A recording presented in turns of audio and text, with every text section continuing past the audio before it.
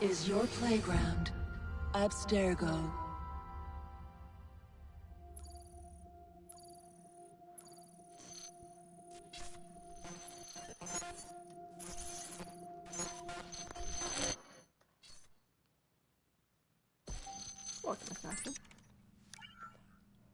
Hello, Initiate.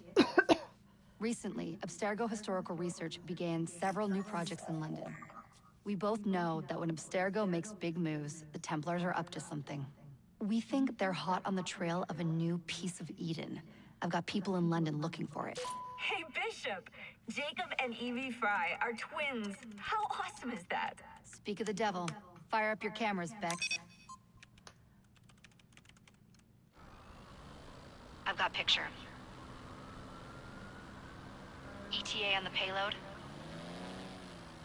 Sending it now. A lot to sift through. I'm gonna get the Initiates on it ASAP. You look weird with a weapon. Let's plant a little bug and see what we can see. Got something. Isabel Ardant has a meeting here in a few hours. Doesn't say with who. Doesn't say with whom, Rebecca. I suppose it's down to Muggins here to find out.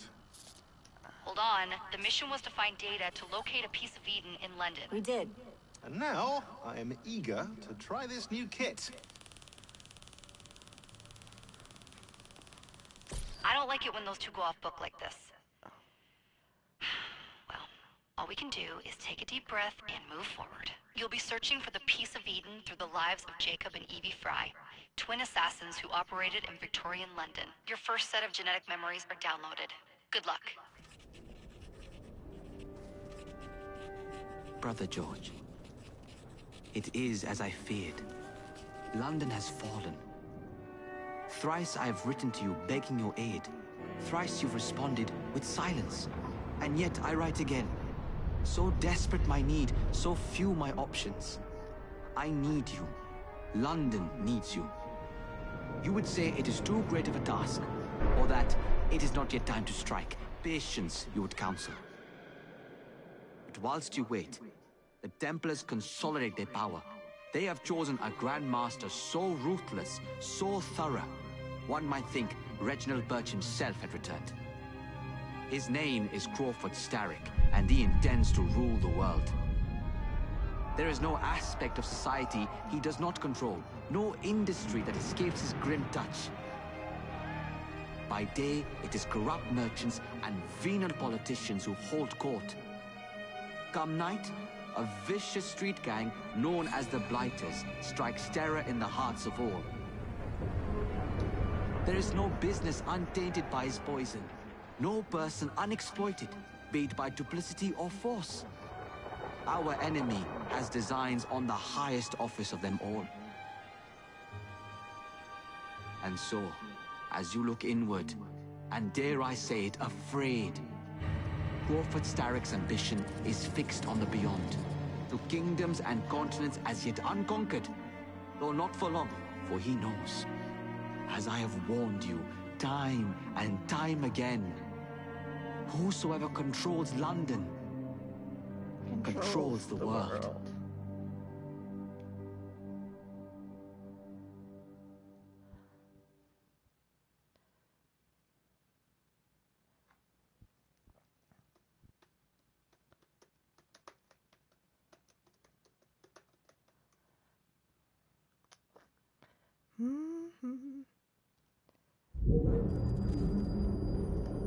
Ironworks, Croydon, 1868.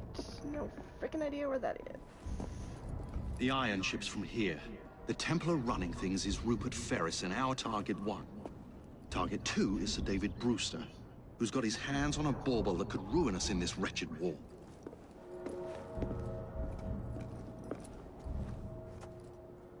Think you both can handle it?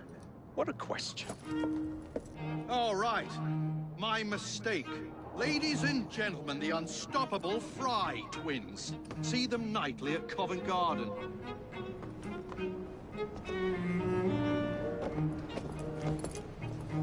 George, honestly, I've studied the plans of the laboratory and have every route covered. And I've got all I need right here. I'll extend your regards to Ferris. Chat later, George. We've a train to catch. Jacob! Evie! May the Creed guide you, you vagrants! Poor man. More afraid than ever. Years have not been kind.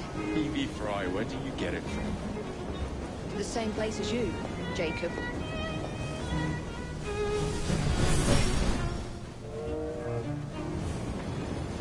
Have fun. Don't die.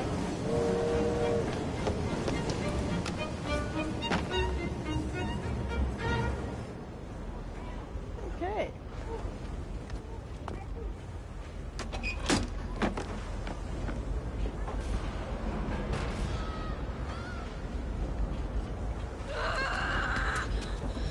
Yeah, okay. How long does he intend to go on like this? He's disrupting the other workers. That's his trap. And get the machine fixed. And send me some laudanum for my head. Coming right up.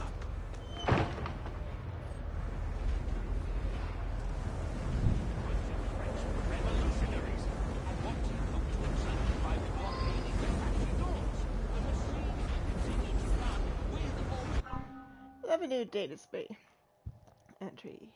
Level 1. Progression log. Expanding the works. Jacob enters Ferris Ironworks to assassinate the corrupted malicious owner Rupert Ferris. Templar conspiracy. David Brewster. Evie's notebook. Sears London. Perks. No perks.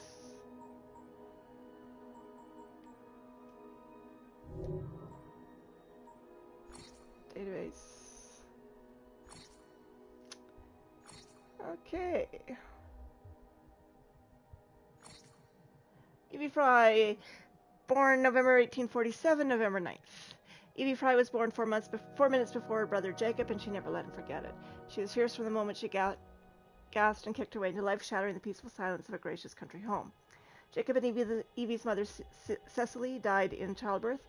She was the only daughter of an English steelworks manager based in Rhondda Valley in South Wales. Her mother was of Welsh stock.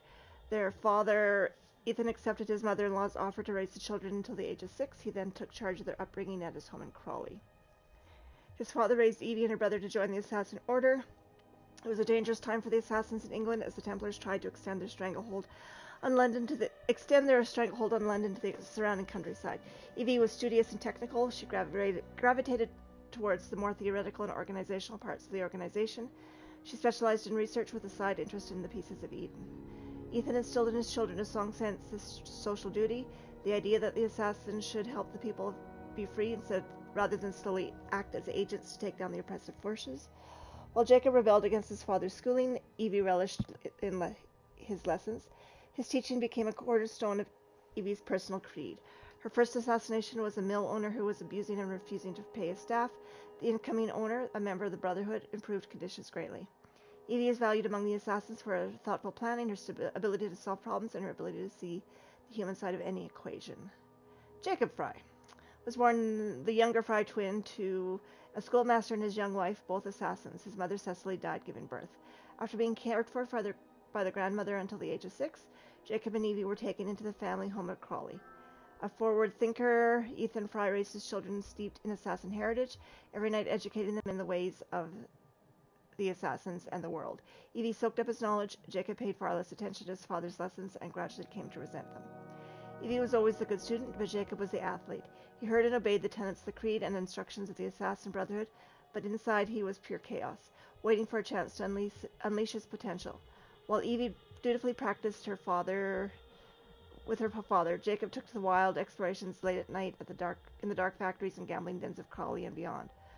With his father's death, Jacob was finally free of his obligations as a small-town watchman, notorious as the second-best assassin in London suburbs. After Evie, of course, he was ready to face his destiny in the big city. Rupert Ferris. Born to aging parents whose attempt to revitalize their failing marriage with another child ended in divorce shortly thereafter, Rupert Ferris made no significant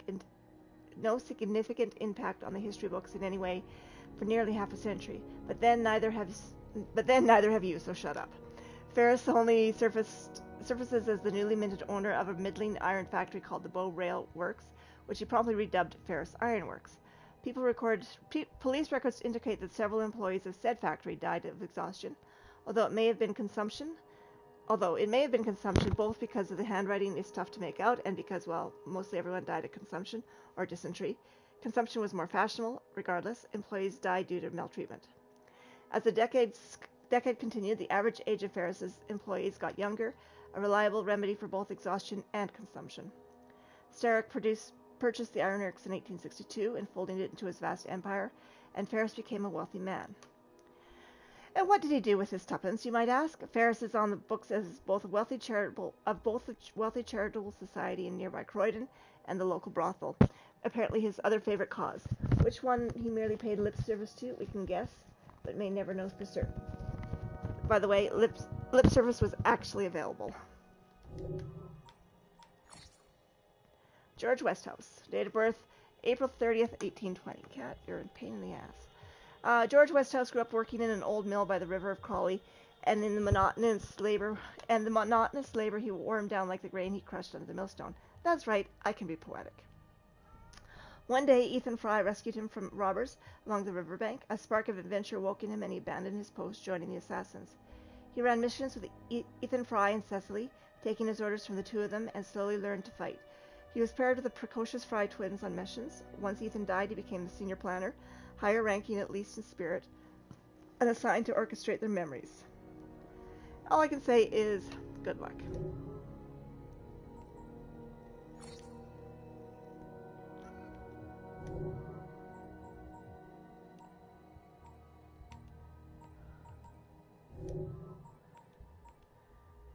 People. Bishop. Date of birth unknown. Here's the thing, and it's the thing quite annoys me. I don't know anything about Bishop. A few years back, Rebecca and I stumbled upon a hacker collective calling themselves the Initiates. They built an impressive little network and had the spine of assassins and Templar and had been spying on assassins and Templars alike for years. A few of them even managed to infiltrate an assassin cell. I gave them a rousing speech, as I often like to do, and managed to convince them to join our side. Just like that, a new assassin network was born. I was kind of under the impression that Rebecca and I would be responsible for them. Is Finders Keepers one of the tenants of the Creed? Maybe it should be RC. But along comes William Bloody Miles, who simply said, "This is Bishop, and she's in charge of the Initiates now." And that's what it's like with grumpy old Bill, you know. He just kind of tells you what it's going to be. So grumpy, RC. So that's how I met Bishop. I know what she does. She is kind of a central controller and dispatcher for assassins around the world. She makes sure that when a Templar pops their head up, an assassin is waiting to cut it off, or if there's a new set of genetic memories to synchronize, she finds us a helpful soul like you to help synchronize them. Which is all well and good, but I still don't know who she is, and quite frankly, I'm loath to admit it drives me batshit crazy. I joined the assassins by uncovering the greatest conspiracy theory known to man, and yet I can't find out anything on this woman. Everyone's got a theory. Gavin thinks she's a former CIA, my friend Harlan thinks she's a direct defector from Arito, another hacker collective that no one's heard of in a while. Rebecca tells me that she actually knows the truth, but promised not to tell me. I pinky swore. Sorry, not sorry, RC. Isabel Ardent. Date of birth, October 1969. Isabel Ardent, maiden name Chu, was born in Hong Kong and moved to the United Kingdom to attend the University of Cambridge, where she studied computer science. Isabel was the first woman to be recruited into Abstergo Industries by its Young Innovators program. She started as a digital archivist and worked her way up through the ranks, eventually securing a position as the operations executive for Historical Research Division. Broadly speaking, her team manages and archives Abstergo's primary resources, genetic memories, from all the branches of the company and makes them available to one another.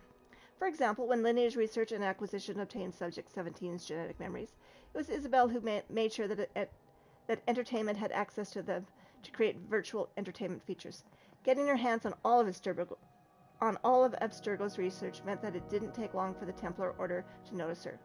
They appreciated her meticulous nature and brought her into their inner sanctum so that she could guard their most valuable secrets, which, let's be real, hasn't really worked out that great for them. Feels like they can't go 6 months without getting hacked. RC.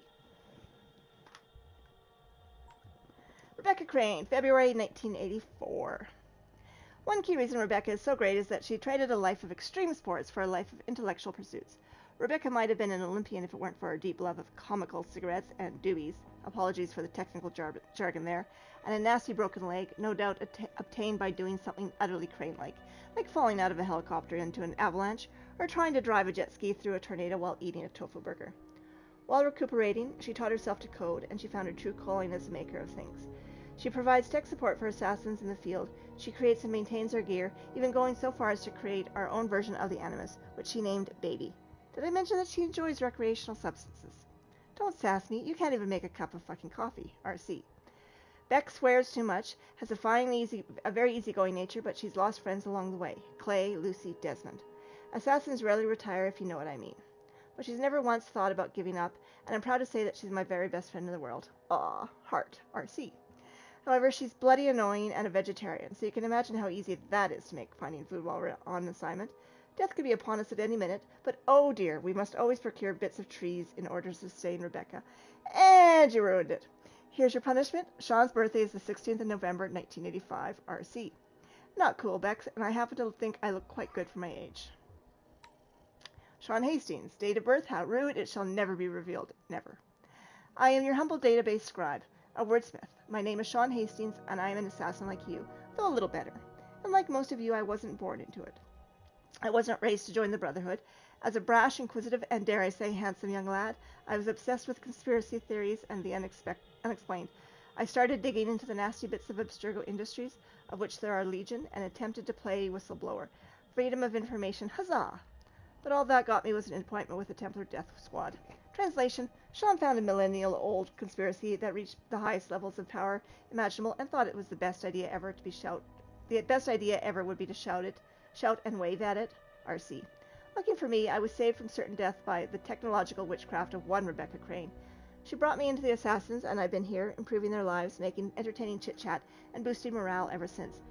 Translation, all I ever do for the Assassins is build shit and save Sean's life. RC. I've mostly served as a historian and analyst for field agents.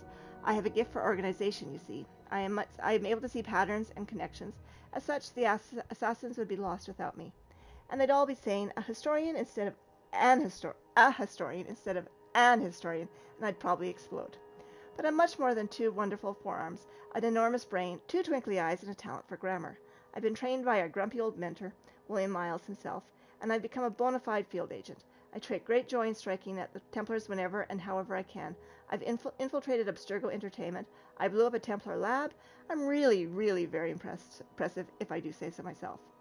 You may think I'm an arrogant bastard, but that's only because I'm smarter than you, and this one time I helped save the entire planet from a massive solar flare. But I hear you're shit hot at video games and can walk upright, so well done you. You should be very proud.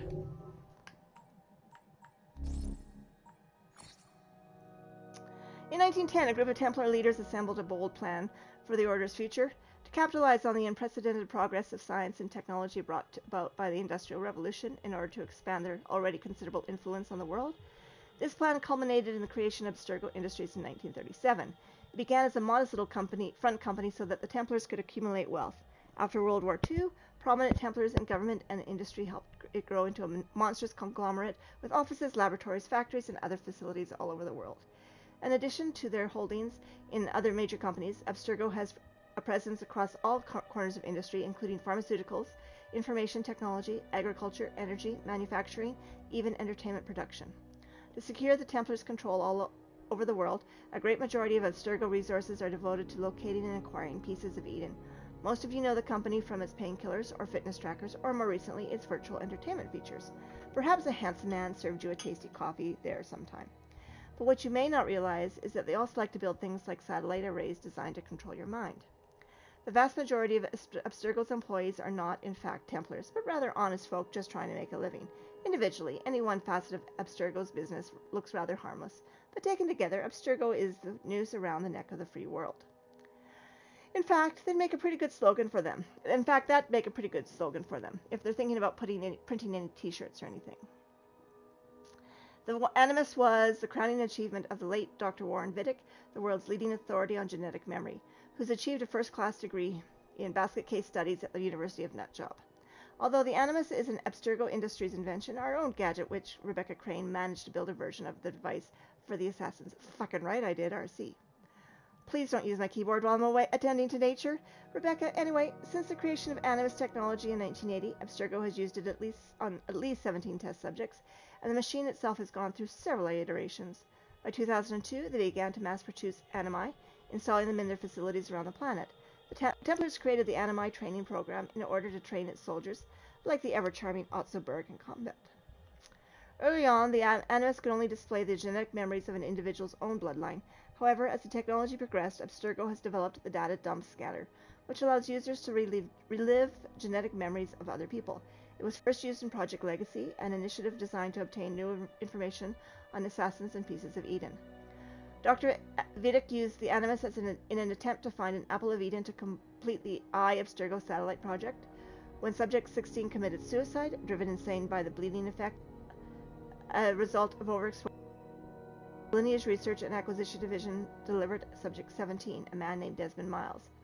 Although Desmond was able to locate an Apple in Eden, he escaped with the help from the assassins and later returned to kill Vidic. In 2012, Abstergo Entertainment used the technology to create an interactive historical simulations, beginning with Liberation. Although Abstergo marks its virtual features as entertainment products, it's more accurate to label it as brainwashing that also spies on you. Helix is a cloud-based software delivered by Abstergo Entertainment, enabling users to access a vast library of genetic memories that have been packed into virtual experiences. The various programs were largely Templar propaganda, designed to make Templars throughout the history look great, and the assassins throughout history look kill crazy arse nuggets. And you know, maybe some of them were kill crazy arse nuggets, but they were kill crazy arse nuggets with the more righteous cause. Lately, the cloud software has expanded to the company's other offerings. They're very clever not to present themselves as Big Brother, but rather as Big Mother. All their tech and apps present themselves as being better for your quality of life, better phones, better wearable apps to monitor your health and well-being. They're even opening clinics in cities across the world.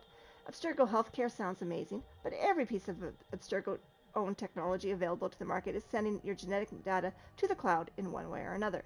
And quite frankly, some of you deserve it. You all rightfully balk when a social media network wants to invade your privacy, but you'll gleefully wear an Abstergo body band fitness tracker and bore us all to death with your jogging humble brags.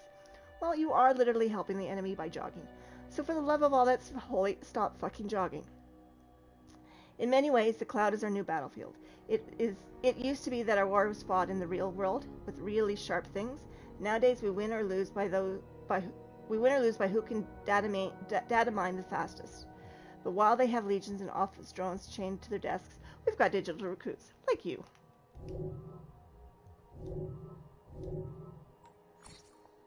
Equipment, tools, factions. Okay, we'll get through all that later. Rupert Ferris. Read that. David Brewster.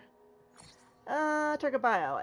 Date of birth, 11 December 1781, born the third of 6 children, the tastiest bit of a large family sandwich, to a God-fearing Scottish Presbyterians who make really bland sandwiches. David Brewster was destined to orbit greatness like the space station orbits the Earth, or Europe orbits Britain. At the age of 12, he was sent to the University of Edinburgh to join the clergy, which is exactly what we do with 12-year-olds today. Post them to Scotland so they'll stop annoying us. But his congregation would have to wait. Brewster became fascinated by optics and was persuaded to continue studying the diffraction of light, touching on such exciting topics as reflection and refraction. And are you still awake? Brewster quickly moved on to laws of metallic absorption. Oh, you're nodding off. Well, long story short, he invented the kaleidoscope. That's fun, isn't it? Unfortunately, he didn't patent it quickly enough, and although it sold like gangbusters, he made very little money. After he partnered with like-minded clergymen to start a scientific magazine, the Edinburgh Journal of Science, and was knighted by the Queen, he came out as a very vocal opponent of evolutionary theory, which just goes to show you that the clergyman who invented the kaleidoscope can't always get it right. Like an old man still paying for dial-up internet access even though he's connected to a cable modem, Sir David seems to have been built for a different era, that of Galileo. Although maybe not even. After all, he did invent a telescope that looks precisely nowhere.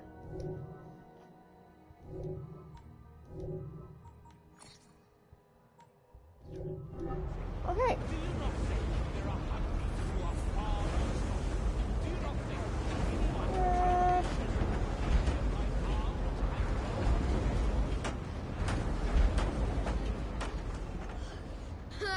He's too big to hide proper. Okay. Where is my eagle vision? Eagle vision. Eagle vision. Walking L R2, slide under, hold R2. Leap of faith. Eagle vision. Eagle vision is Assassin's Sixth Sense. It allows you to... L3. Okay.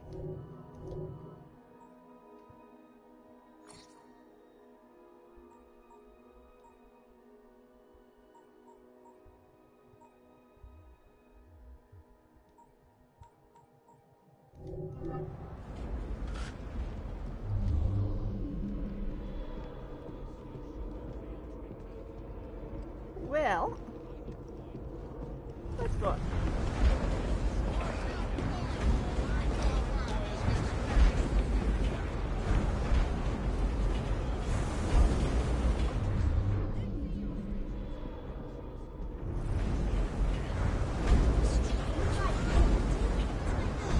Okay, there we go.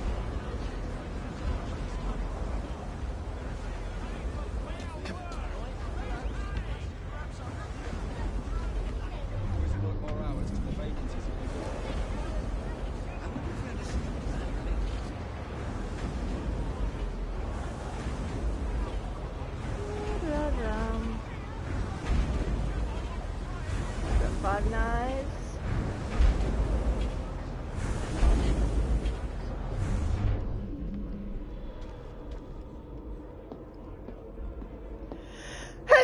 Excuse me.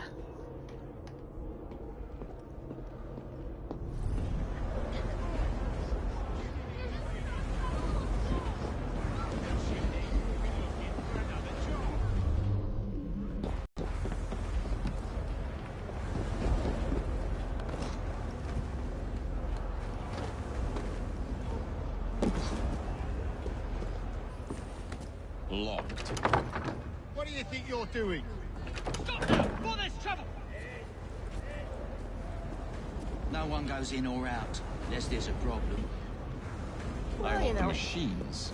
That door opens, and I have my route to Ferris.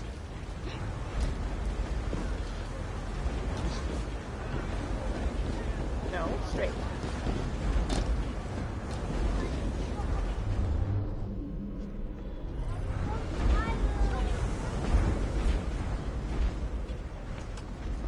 Oh, labor.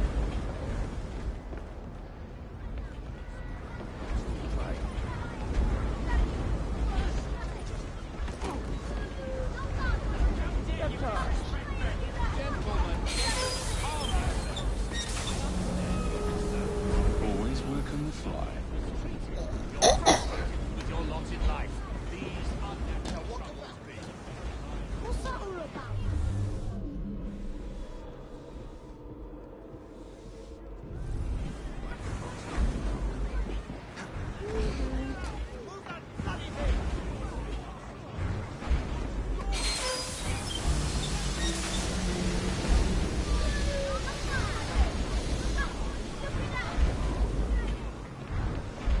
And one more.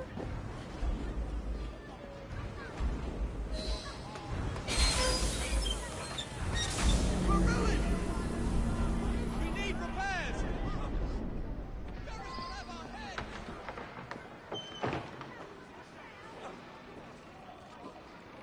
What's all this? Which one of you is responsible? Yep, you're assassinated. Who are you? The sanitary inspector. This man is dead.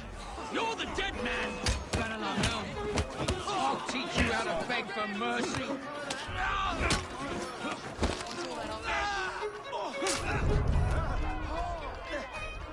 Oh no!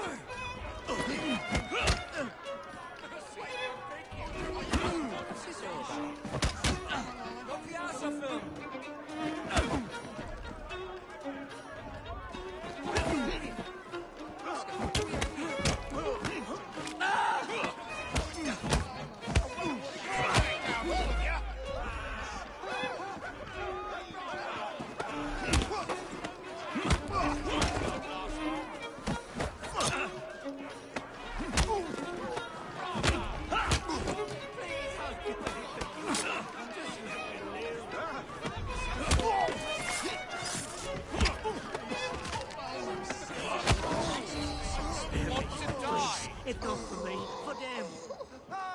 I knew it.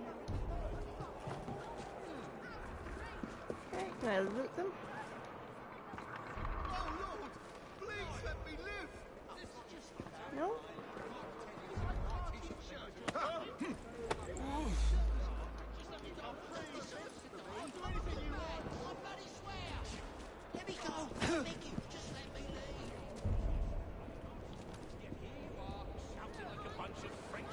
Open.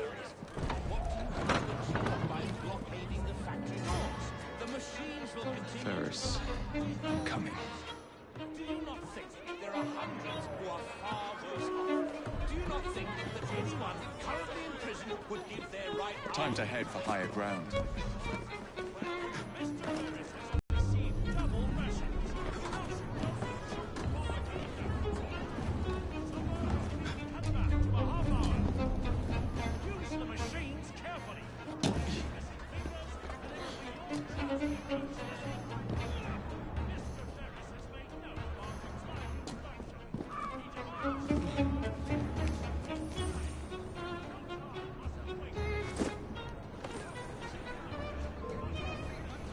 Stupid sod!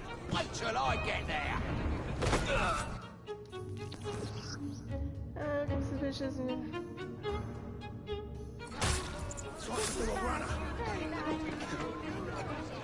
won't like it if I come over there!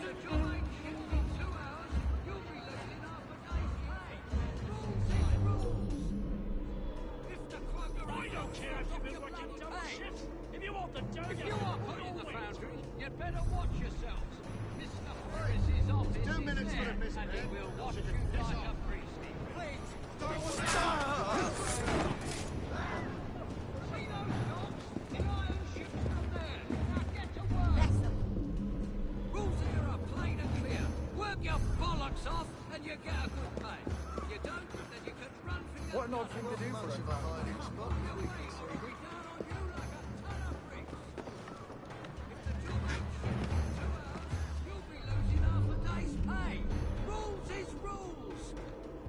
If the quagga ain't doubled, I'll dock your bloody pay. If you are put in the foundry, you'd better watch yourselves. Mr. Ferris's office is there, and he will watch you like a priest, he will. Impress him, or it will be your head. See those dogs? The iron ship. I hear you soil these walls again with your freedom claptrap. Rules here are plain and clear. Work your bollocks off, and you get a good pay. You don't, then you can run for your days.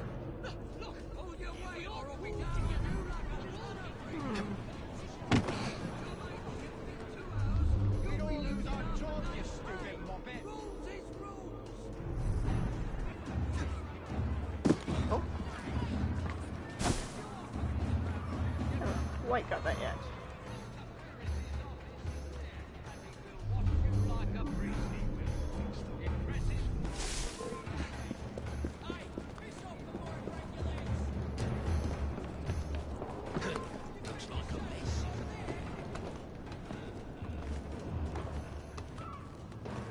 Up we go.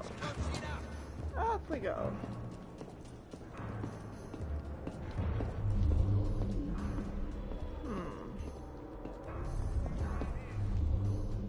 I don't remember.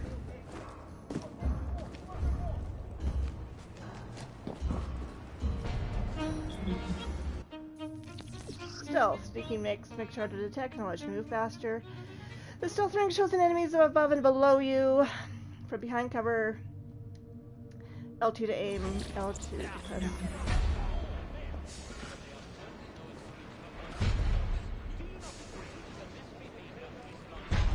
L2 to aim. Where's my reticle?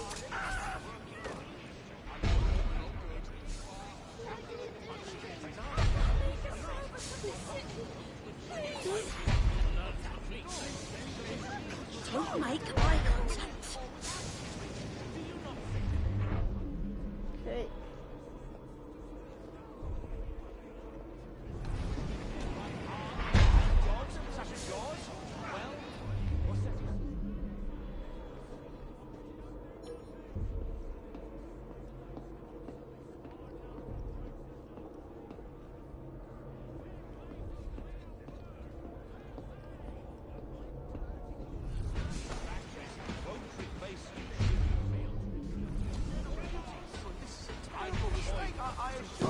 He's not very good at either, is he? I have both your and our employer's best interest at the very core. Not the manliest thing. It's not getting a hit.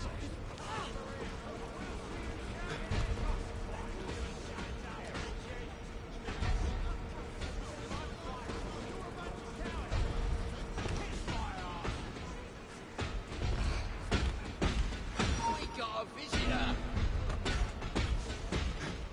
I'll tear you apart.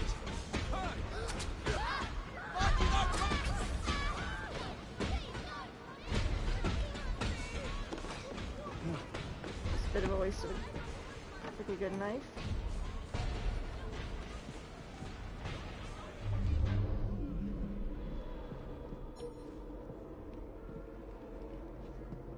Heads up! We have an intrusion!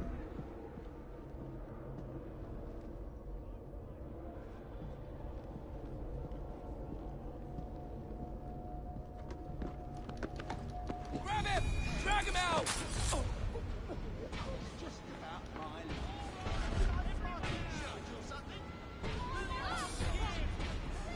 I'll bet he's up to no good. Jasper Robinson!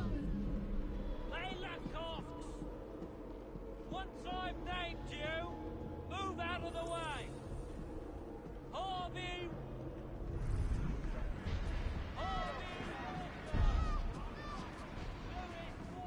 Why are you following me, kid?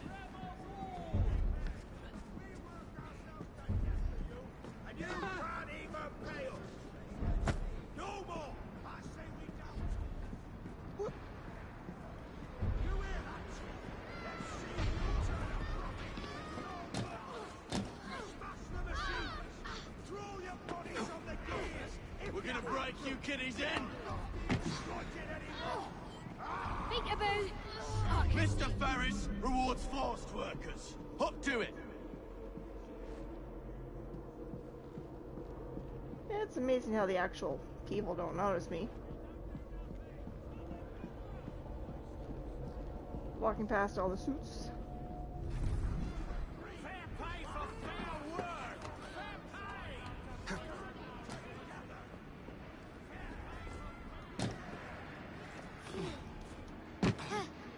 Hello, kitty. What's the matter with him all? Only cutthroats hide like that. Okay. Getting used to the controls.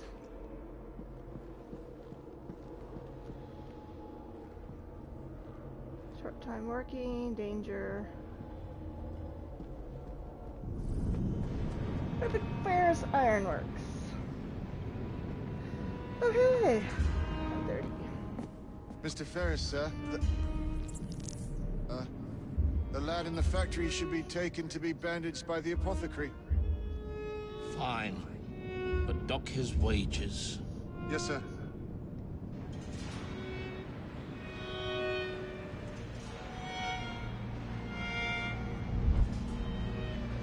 Okay. Shall we arrive at a final price, Mr. Ferris?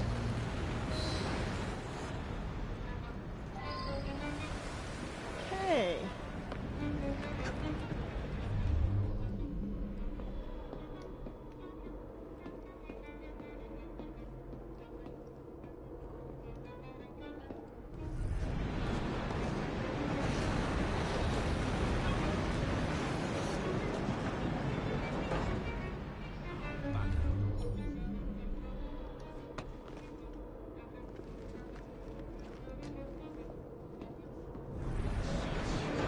On the street without the world crashing. We're not getting...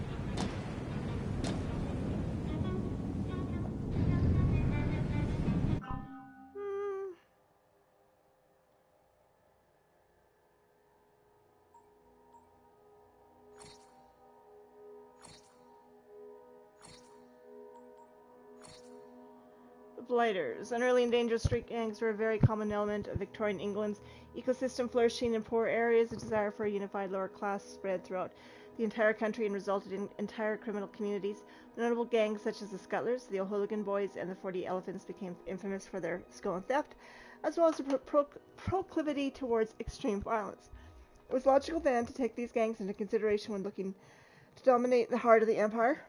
When Templar Grand Master Crawford Starrick sought to strengthen his hold over the city, controlling the underworld was a foregone conclusion.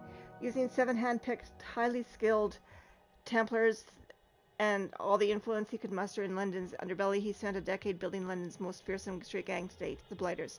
Originally in Westminster's worst slum, the Devil's Acre, the Blighters' influence spread across the entire city, and its members became known for their merciless brutality and unruly nature. They didn't even say please or thank you. The Blighters, once thought to be a superior answer to the street gang plague, proved instead to be a source of greater fear and loathing for the city's residents. Those who opposed the regime wound up either fatally injured or massively in debt.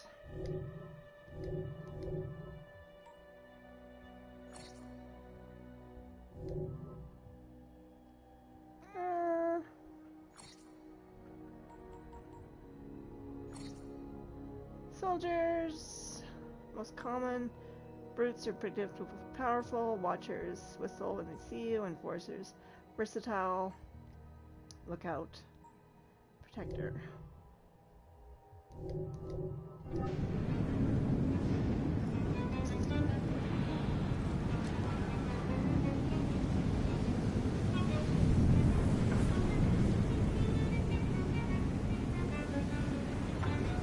Take this down. Dear sir, I am pleased to inform you that I have managed to secure a source of iron ore that will continue to generate a steady profit for many a year.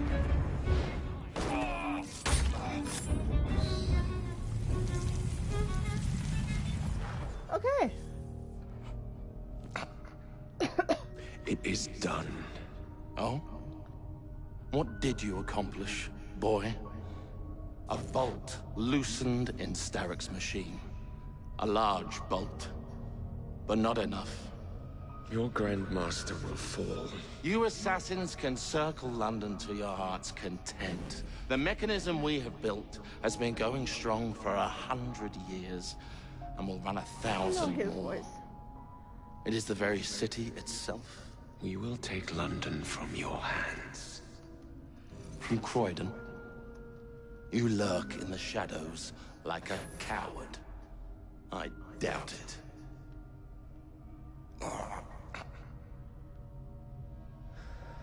Cast. I know his voice. At least I think I know his voice. Okay, who was that? Robert Ferris.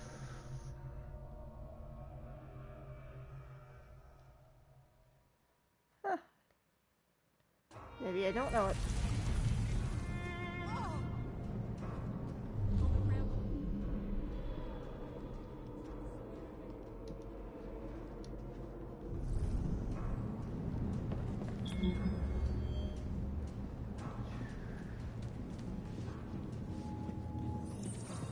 Okay.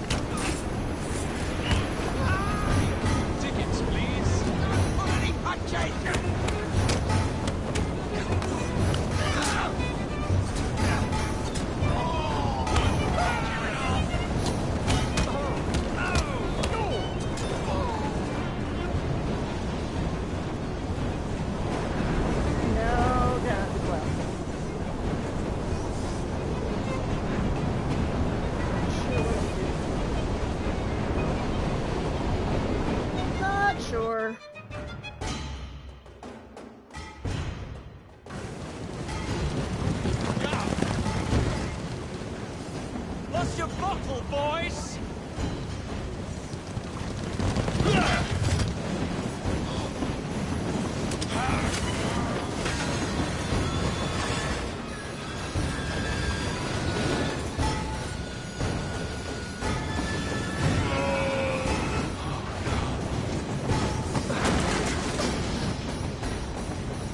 That's not good.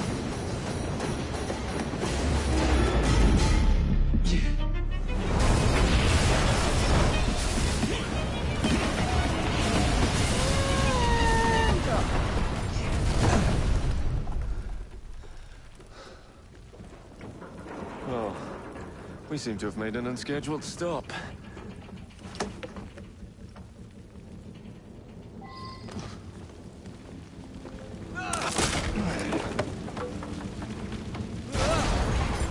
Such a wit.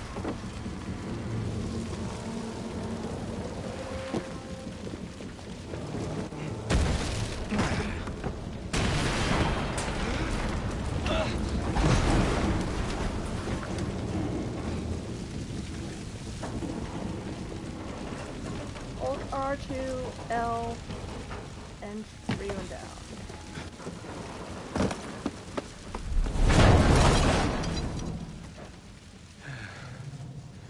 Maybe next time I'll walk.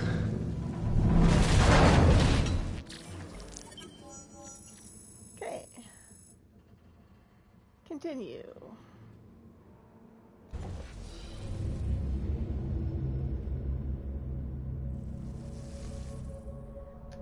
And now maybe. Some believe that King Arthur's legendary blade was in fact a sword of Eden.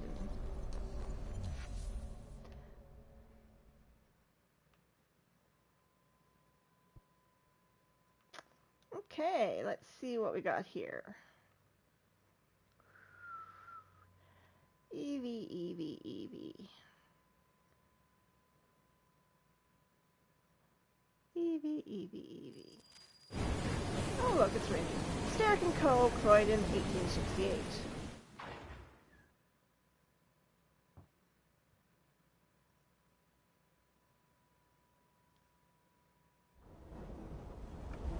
Yard. Guard quarters. Brewster's laboratory.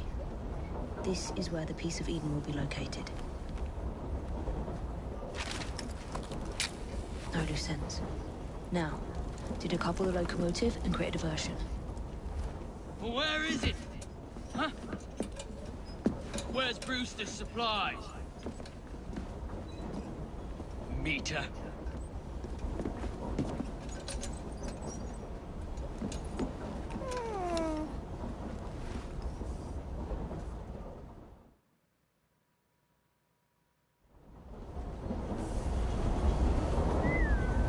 I have my whistle back!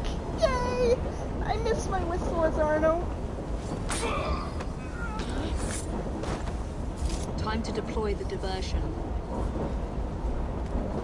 Attach the locomotive.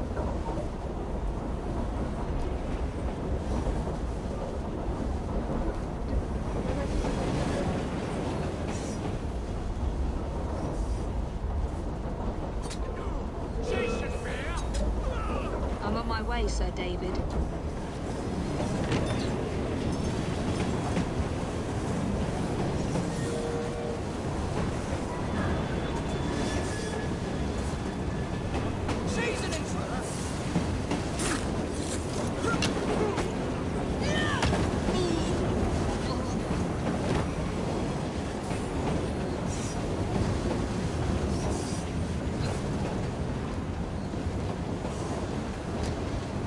Hello, boys.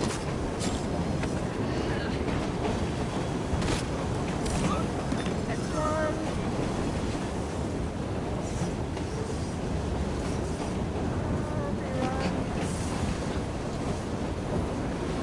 Please, miss. Don't tell us. They'll send us to the lab. Be on our way.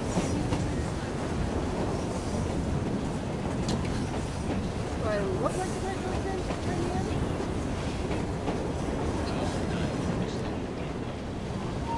Stop her! You got this plot!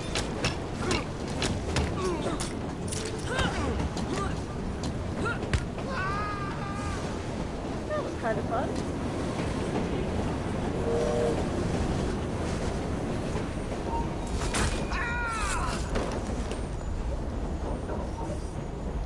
No, I want you to open up the chest.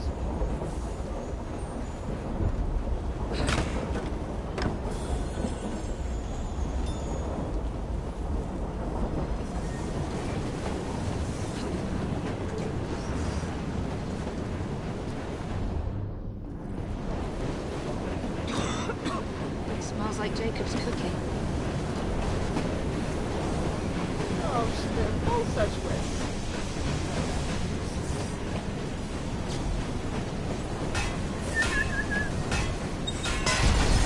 Bye-bye, train. That should keep you busy while I head into your lab. Bye-bye, train.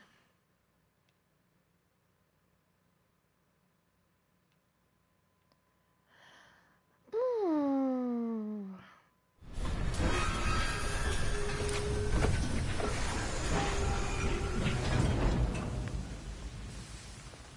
Okay. Follow me down the tracks. You stay here. Keep a lookout. All right. I'll shout if I get any bother. First for a bird's eye view. Can't be too careful. How will it come apart? Not your concern. Bring back the cargo.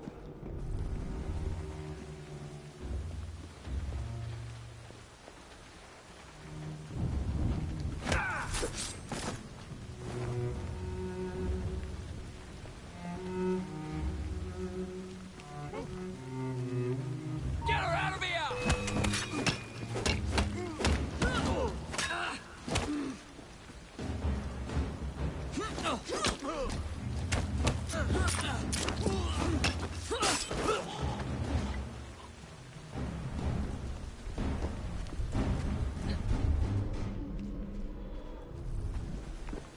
Up we go.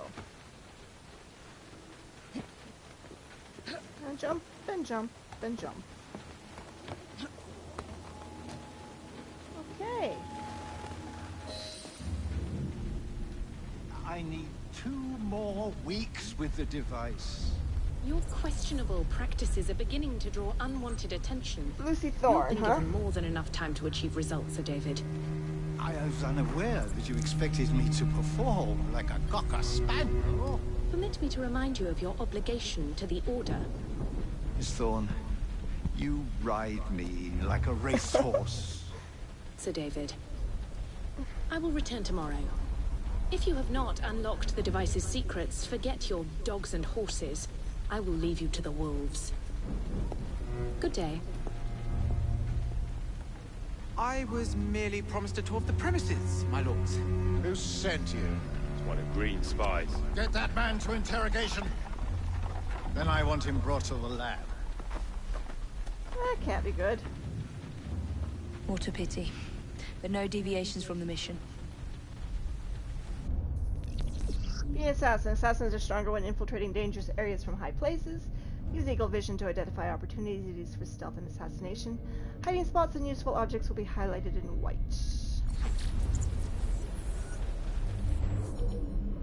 3 new database entries.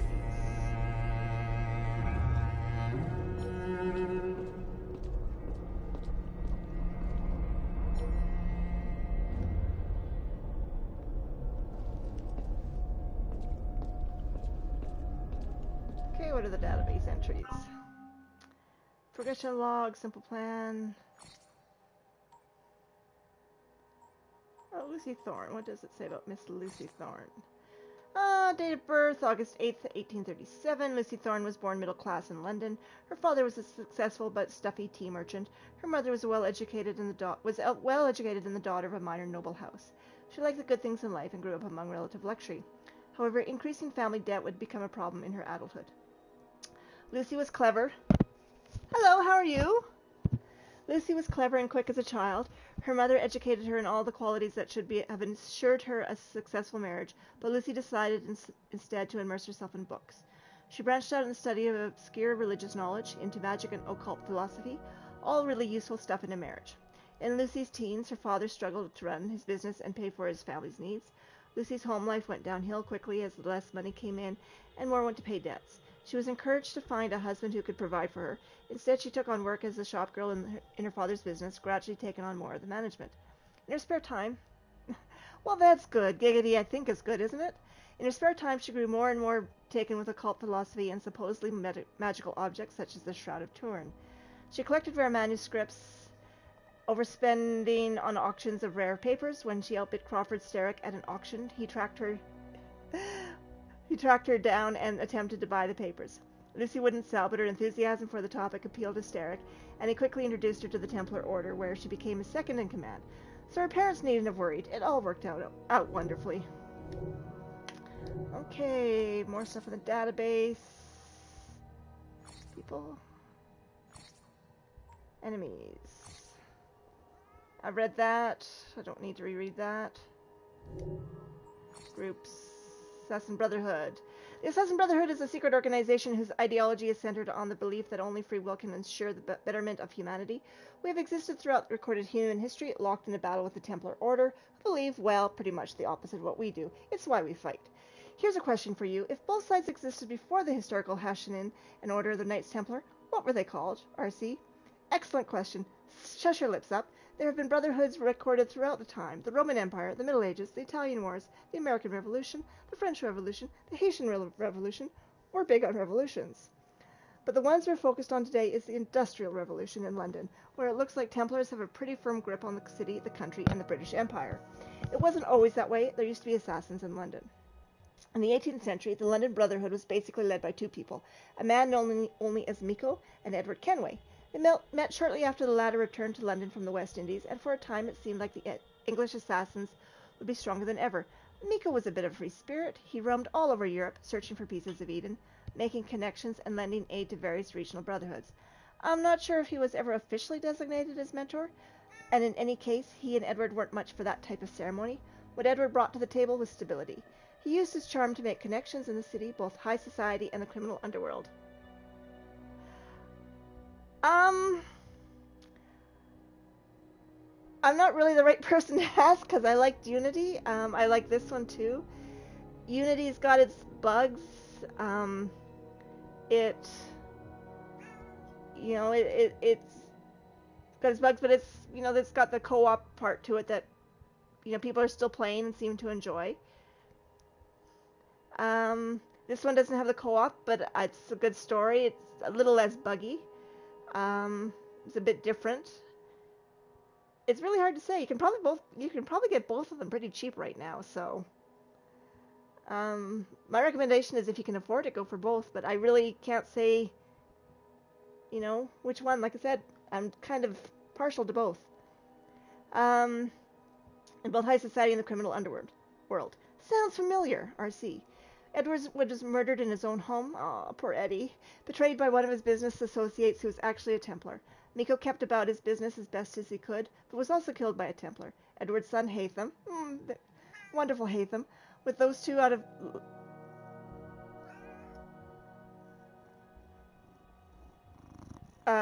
was also killed by a Templar, Edward's son, Hatham. With those two out of the picture, the Templars had a clear path to control London. And in the here and now, the Brotherhood's seen better days. The Templars won a major victory in 2000 and nearly wiped all of us out. But we've been rebuilding, and slowly but surely we are establishing new brotherhoods in cities all over the world. We have a new network to stay in touch with each other, and we have people like you. Like I said, I like them both. We have a new network to stay in touch with each other, and we have people like you, our digital data miners. You might not have knives strapped all over you, but you're making a difference, and I'm grateful. I'd be grateful if we could come up with a new term for us that isn't brotherhood. Tens of thousands of years fighting for progressive and free thought, and we're still stuck with that, RC. History tells us that the Templars were a medieval military order, first known as the Poor Fellow Soldiers of Christ and the Temple of Solomon. History goes on to say that it existed for roughly 2 centuries in the Middle Ages, and were closely tied to the Crusades in the Holy Land before being disbanded, after their leaders were burned at the stake in France. That history is a lie written by Templars. Like the Assassins, the Templars existed in... Yeah, like I said, It's hard for me to say. It just kind of depends what you want. If you want the co-op, definitely go for Unity. But it is a bit more buggy as far as, it's been a while since I've played Syndicate, but I just finished playing Unity. And there's definitely buggy, certain bugs and jankiness with some of the controls. This one I think is a little less janky that way. But it doesn't have the co-op. Like the Assassins, the Templars have existed in some form or another since the dawn of recorded history. Their ideology centered around a perfect world, and their interpretation of that perfection often, if not always, involves absolute control over the freedom of individuals. The Assassins respectfully disagree. The Templar Order's control over the City of London, and by extension much of the British Empire, was like a sneak preview of the control they exert over the world today. In the 18th century, a Grand Master named Reginald Birch managed to sneak into the life of one of the most influential assassins of the day, Edward Kenway. Birch was appointed as one of Kenway's property managers, but soon became a friend of the family, even going so far as to court Edward's daughter Jenny. Court is a polite word for that I'm sorry we don't use as much today. In reality, all Birch wanted to acquire was Kenway's research into the first civilization. It can be laggy at times, and sometimes things like he doesn't like to drop down or go in windows. It's little things. It's nothing huge. However, Jennifer discovered the truth and informed her father, which forced Birch to send mercenaries to Kenway Mansion. Edward was killed, and Jennifer was sold to Turkish slavers, obviously. To add insult to injury, Birch became the legal guardian to Edward's son, Haytham Kenway, and raised him as a Templar. With Edward out of the way, London was left without a significant presence, and Birch wasted no time solidifying his order's grip on the city. But that wasn't enough. He wanted access to the precursor sites and sent Haytham to the colonies in order to try and secure one. Birch's treachery was eventually discovered by Haytham and his sister, who murdered him. But by then the Templars' control over London was absolute. Industry, politics, they had their claws in every bit of the society. The Templars in London went virtually unchallenged for over a century. These days, the Templars are still pulling the strings. In the past, they were popes or royalty or politicians. Today, they operate behind the most insidious force of all, a corporation. The public face of the Templar Order is a multinational conglomerate known as Abstergo.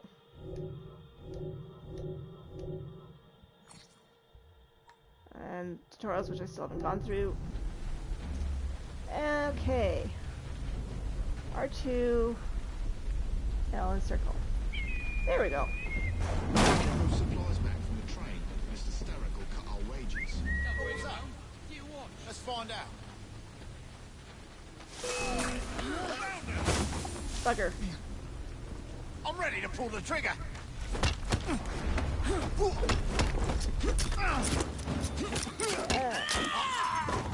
And I have to admit, I do like being able to play as a female in this game. I've played enough dumbass men in my time playing games that it's nice playing one that isn't.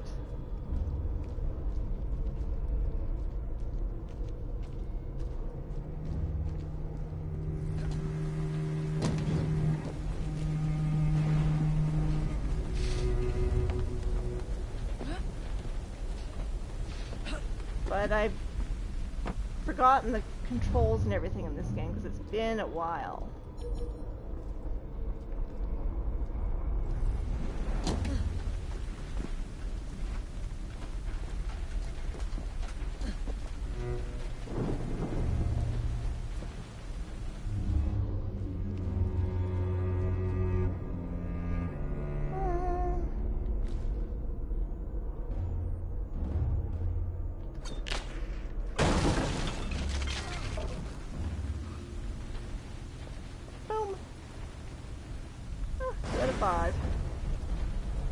Optional objectives, which I don't need to do.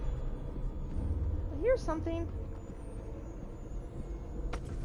Not sure what I hear, but I definitely hear something. Chest, is that what I hear?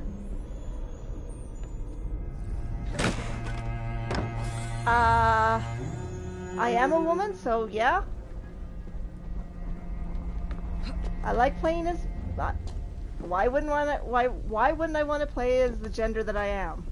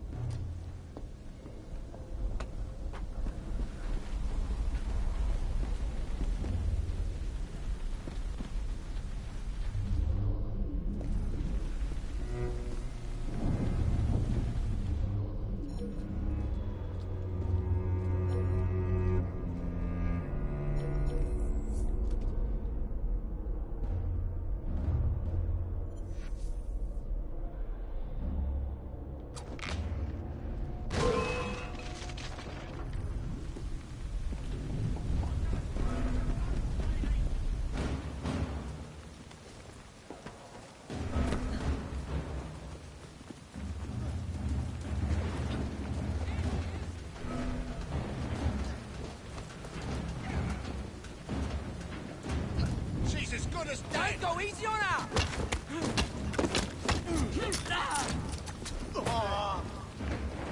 Any last words? Hit the bugger.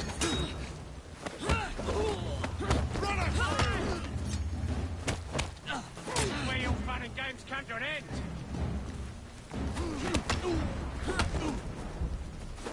I'll gust you like a fish.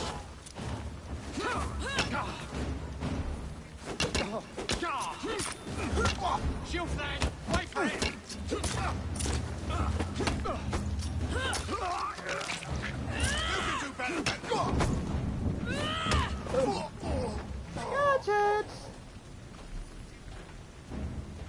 Let's loot you, get some stuff back. Okay, so white is health.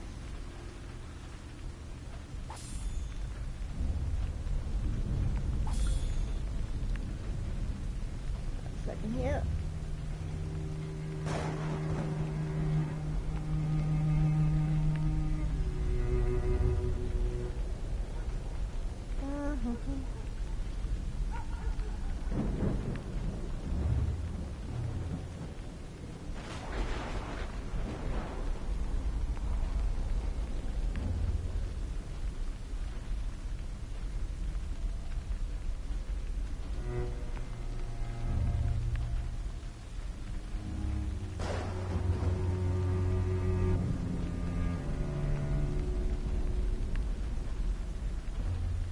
Okay, let's see what we got here.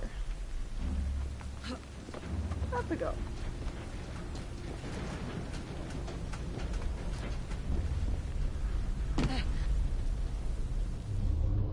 Remembering my controls.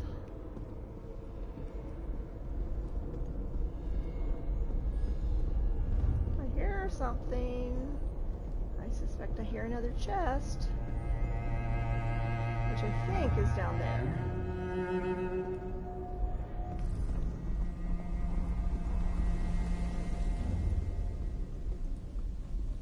Okay.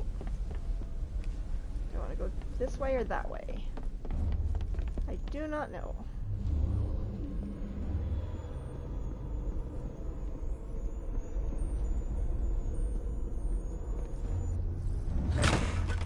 Good, money's good. I like money.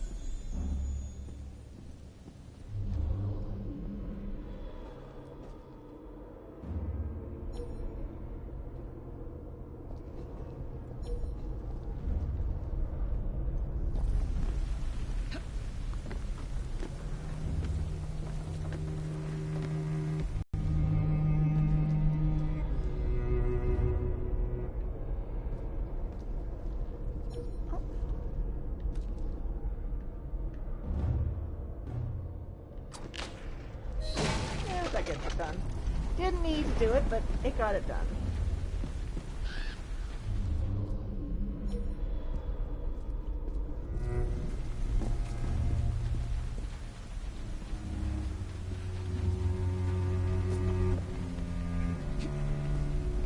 Nearly there. Second here. Oh, because it never wants to do what I want it to do.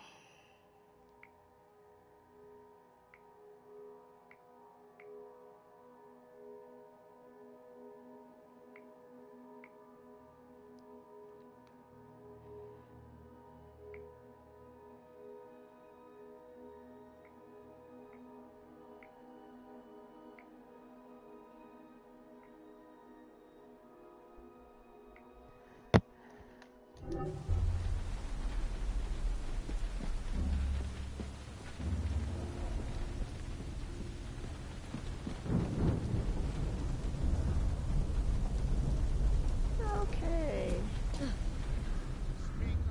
Where is Brewster's laboratory? All reconnaissance pointed straight here. Guy. How did you break into the laboratory? A secret laboratory? Well, well. Perhaps I can aid this interrogation. Let's see what we've got. Ah, fart. I am all ears. I will take them too if you do not answer me. Who sent you? What I did, my lord. I came on my own 2 feet. Let me put his fingers through the mangle. Not yet. Was it green? Neither green nor black, nor brown. Henry Green! Oh, Henry Green. Who's he? Your very soul hangs in the balance. That's what my mother said this very week when I went to the fight. But she always turns a blind eye when I come home with the earnings. You could bet your last shilling. Okay.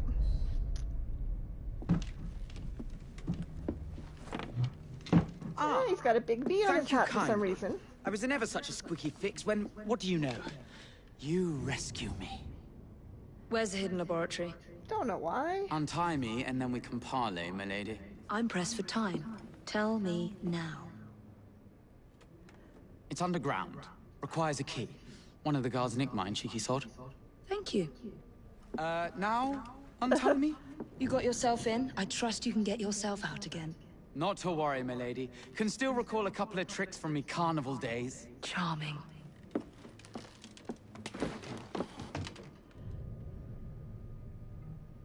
Boom.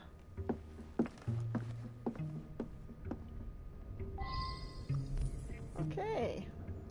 And of course the guys are gone. Don't even get to loot them for their stuff.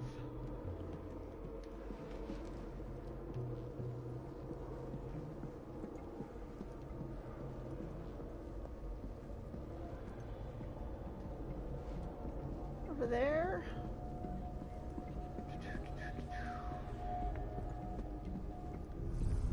Well, so far, other than the fact that I have to get used to the color of it, I like the fact that the Eagle Vision isn't on a timer and doesn't seem to stop unless I'm doing stuff, which is the way Eagle Vision should be.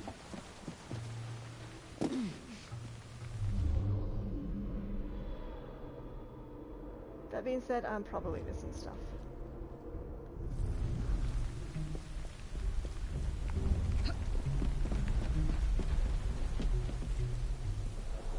Okay, this is the way I came.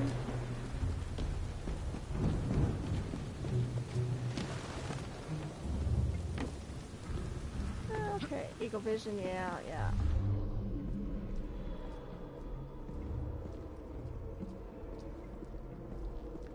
In through the open window. What are you doing?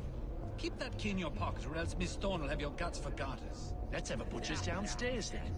I want to see that artifact. Not if you value your life.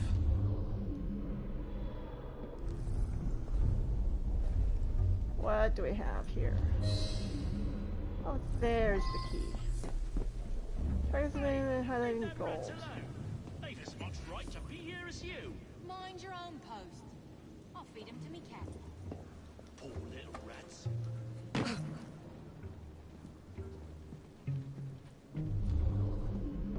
Where does he go? I'll go downstairs and just sit all quiet like. Fine, fuck it. Shut it, let's go!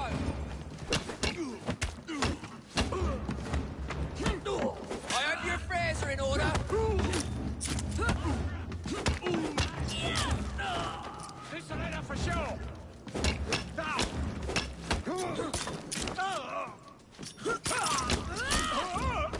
And down you go. Now I'm gonna loot you.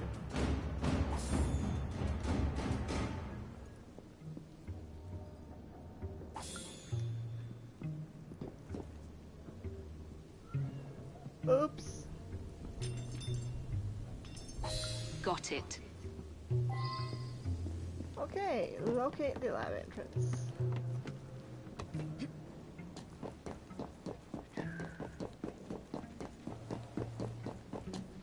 Let's go back up. I like up. Up is good. Climbing is easier in this game. A little bit more fluid. And so far they do better with down. And they seem to do better with direction.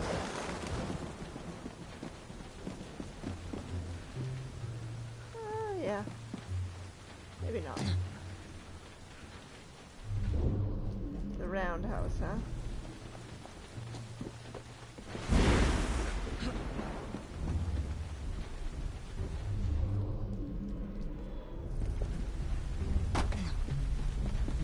up there? Or is that just my imagination? Probably just my imagination.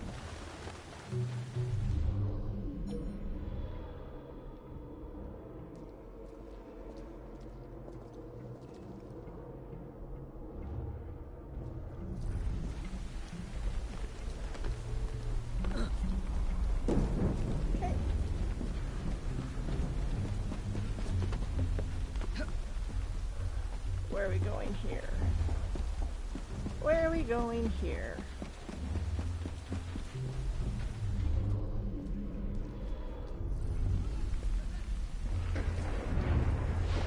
Let's kill you. Oh.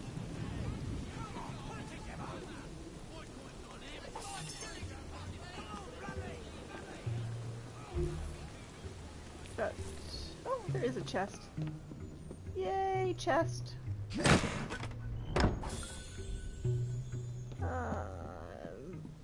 Sorry.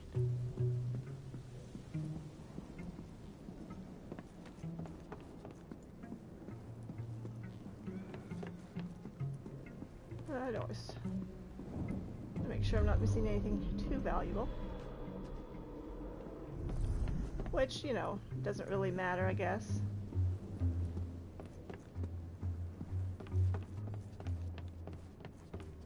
Not sure what's in the chests after all, other than money and gear.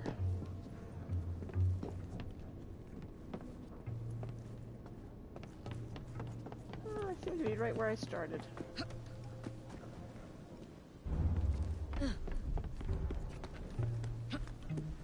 Okay, let's go back out this way. What do we have?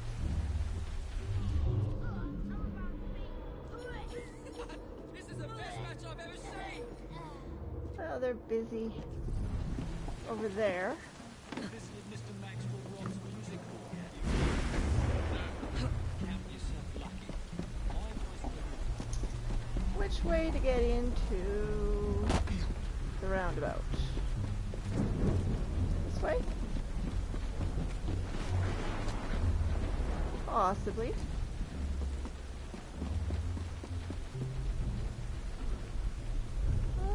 Tree.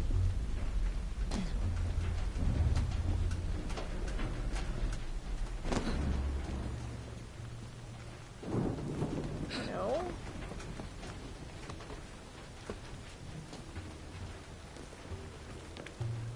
That's what I wanted you to do there, Chicky Poo.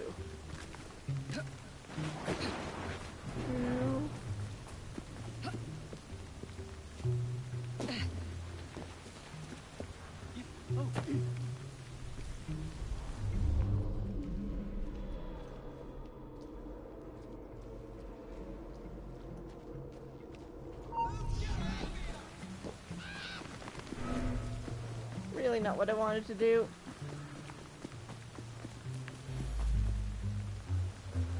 Are they gonna chase me?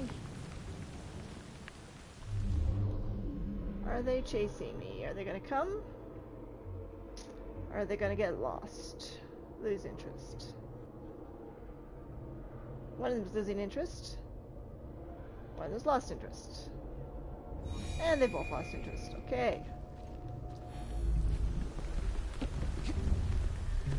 So we locate the secret entrance.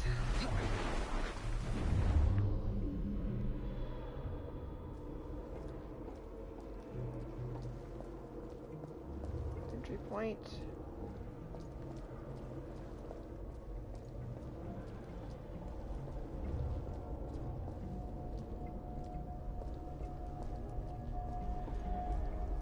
Entry point, entry point. Okay.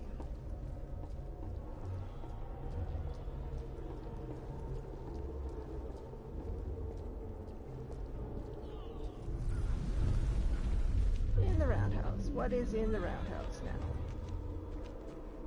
Guy there.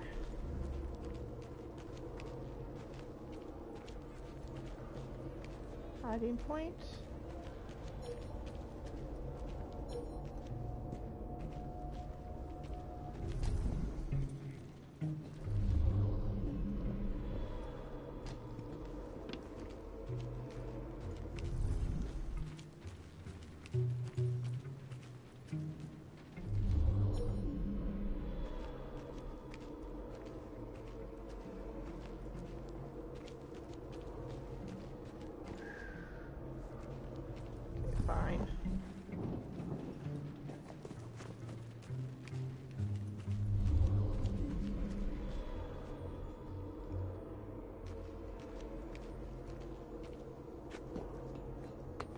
What's Sir David up to in there? Don't know and don't care to ask. 'Cause at night, the grates glow with an unearthly light. I As hear a if the dead chest. are climbing up out of hell itself. Oh, Argent the poet. What else? Ain't nothing else, and you should keep to your work. There's the chest. Sometimes they're screaming. Really? Mind your own business and get back to work. How badly do I want that chest?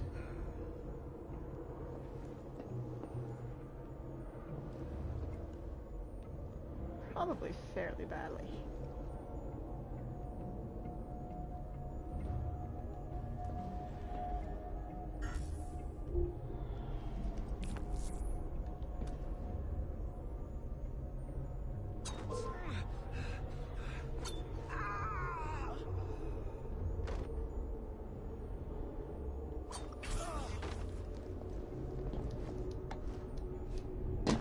I think I eventually have to get down anyways.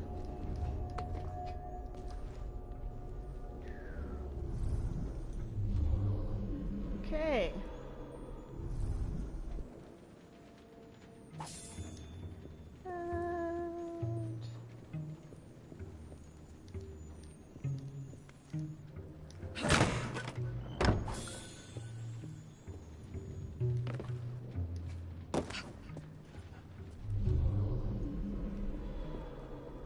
And is there anything down here that I'm missing?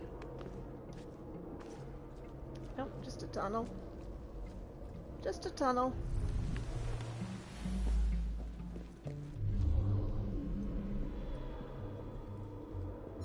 There you are. The entrance to Bruce's lab.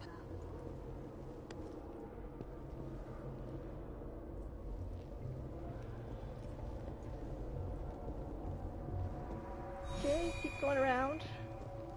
Keep going around. Keep going around. And die.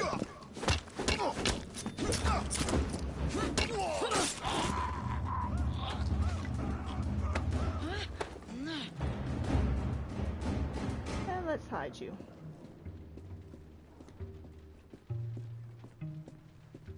At least a little bit.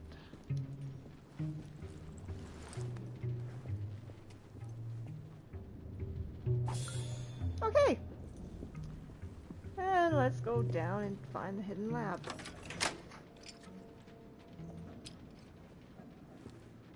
The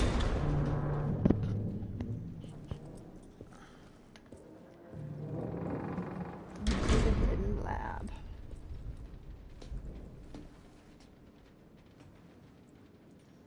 Okay. It's a big empty room. Danger, men working overhead. Don't see him. But it is an elevator.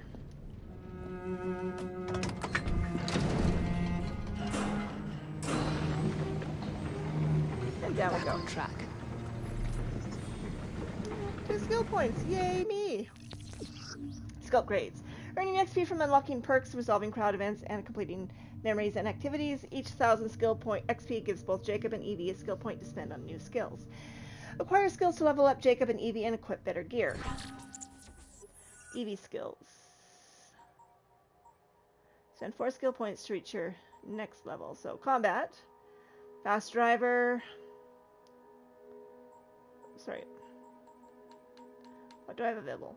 Multi-finisher. When close to multiple enemies that are near death, press square to execute up to 4 enemies at a time to gain extra XP. Could be good. Stun attack. Press X to break an enemy's defensive stance or briefly stun them. Stunned enemies are taken out of the fight for a short while. Press 0 to counter enemies' attacks in combat. Tool combo. Use your tool. Stealth. Whistle. Oh, these are what I have. Oh, knockout. So really, the only thing I can do is double assassination. And that opens up a whole lot more. Scavenger, find more common crafting resources. Health. Health is always good. Increase the time before you lose combo strength due to inaction. Reaches 10, your next attack automatically puts the near death state. Open lock check chests. It's probably a good thing to have. Loot takedown. It's also a good thing to have because looting people is a pain. Eagle vision allows you to see through walls to watch and tag. It'd be good. Or common crafting. What do I want the most? Let's do lockpicks. Because, you know, lockpicking is always useful. Double assassination. To perform a double assassination position. What we have?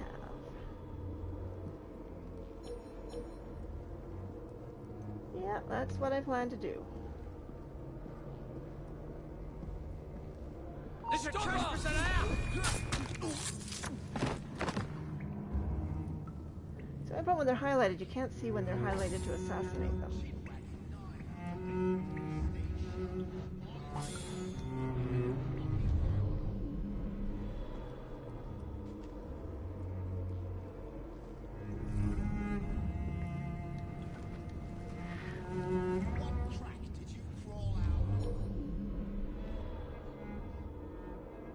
Not sure who he's talking to. Ronnie, can't it wait till the morning? No, it can't. So do as you're bloody told. And by the way, it's sir to you. The blokes are knackered, sir. Someone's gonna get hurt if you push too hard. Honest to God. And someone's gonna be out of work if you keep on whinging like your old codger. She was here. Where's she now?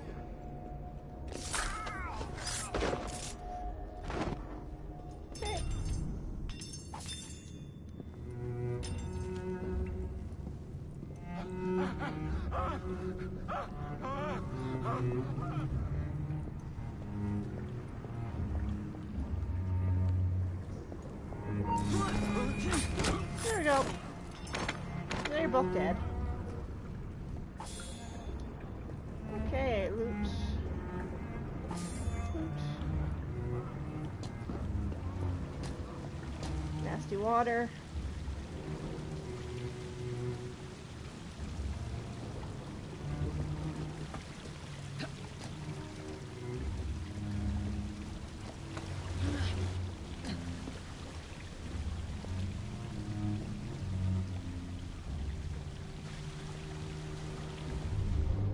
Anything here?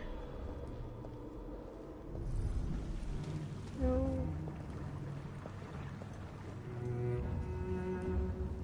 Oh. Just a whole lot of fancy grill work and brickwork.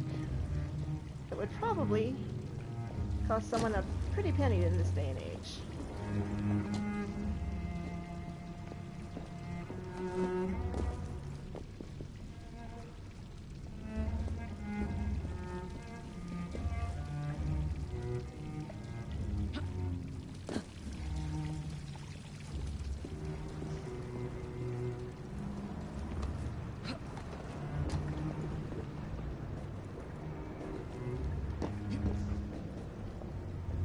What do we have? Anything?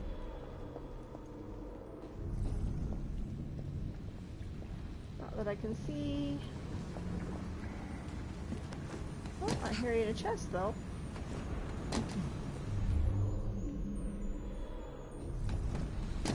Out of curiosity. Skill.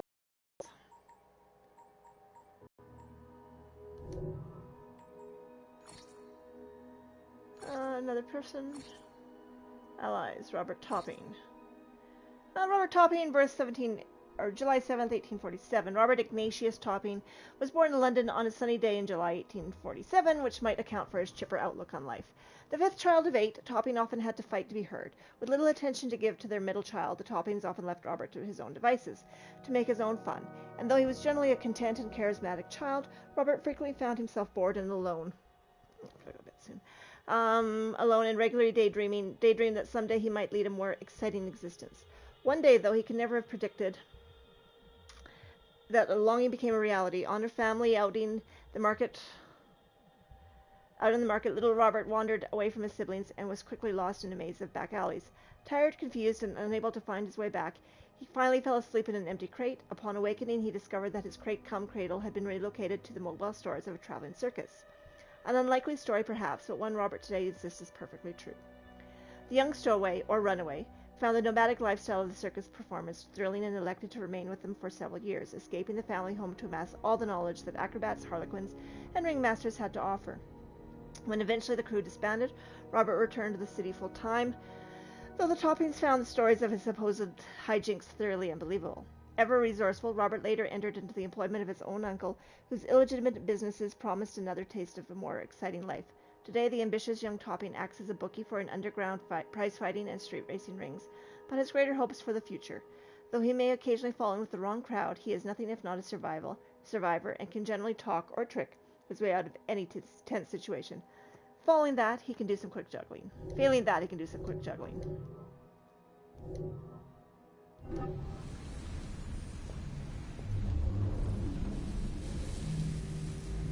Okay. Piece of Eden. Increase the electricity. But it'll become unstable, sir. You heard what Miss Thorne said. We need results now.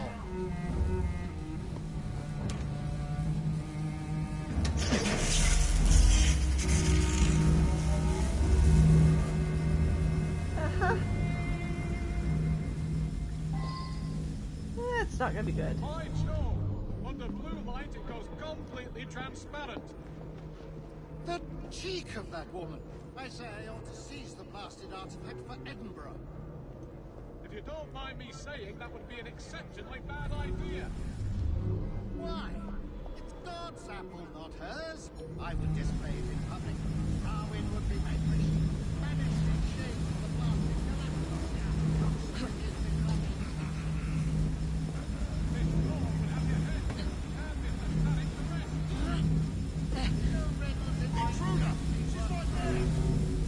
Cat, you're not happy, and it's too hot. You've got to get off my lap. Too hot.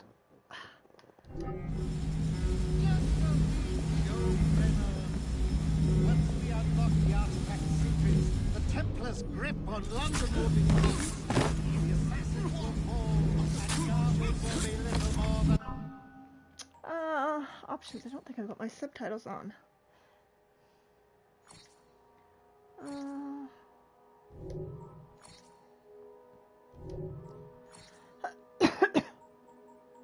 Oh, it is on. What do you know? Show me what you got!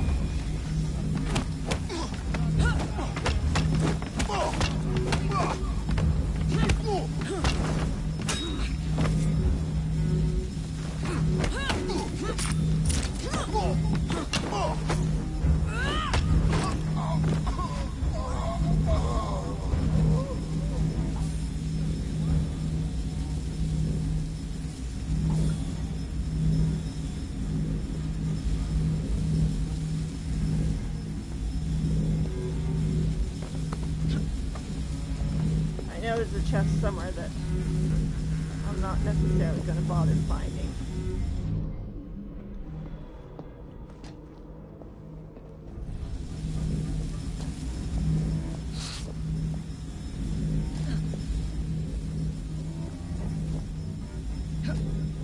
A little more electricity!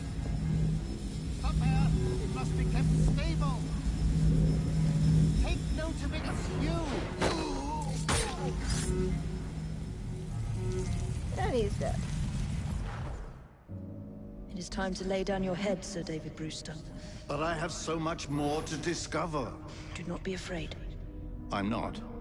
God will protect me. I will continue your experiment. You will not stop, Starrick. Miss Thorne has already found another piece of Eden, more powerful than the last. I will take that one too. We fight to gain what we cannot take with us. It's in our nature.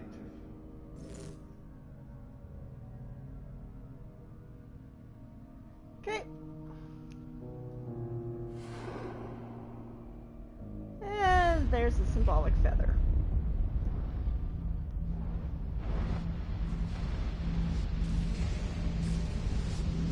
And the place is gonna blow up.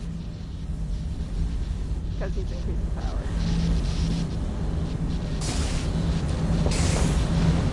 I have to get out of here, now!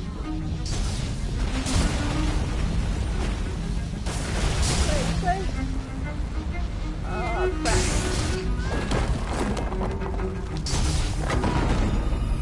Well.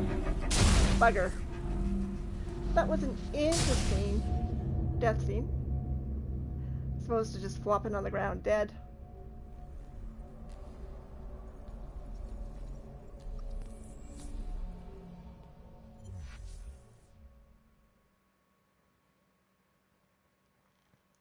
I have to get out of here, now! Yeah, I'll reach it.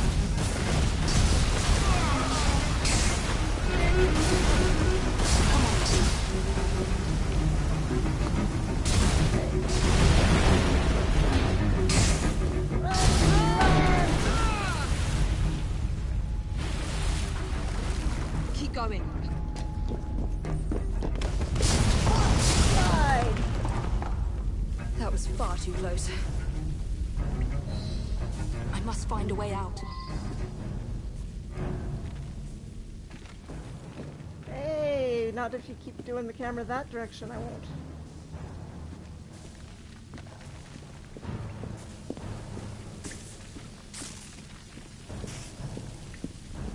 Fine.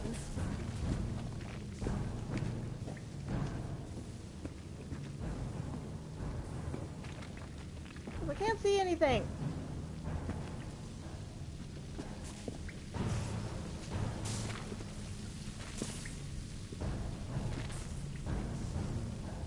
Trying to escape the debris.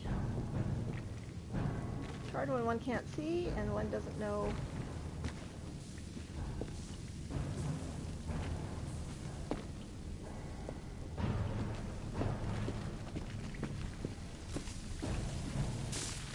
Is it this way?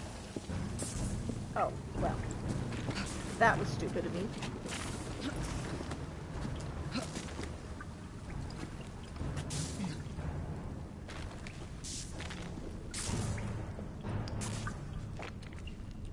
Okay.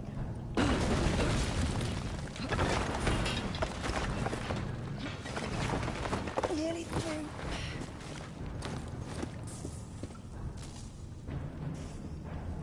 Yeah, her initial mission's much more interesting than Jacob's. Jacob is just run, jump, kill.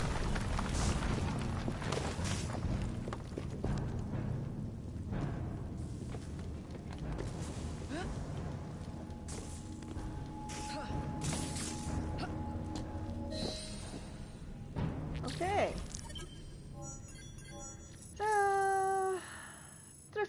Thrifty cloak.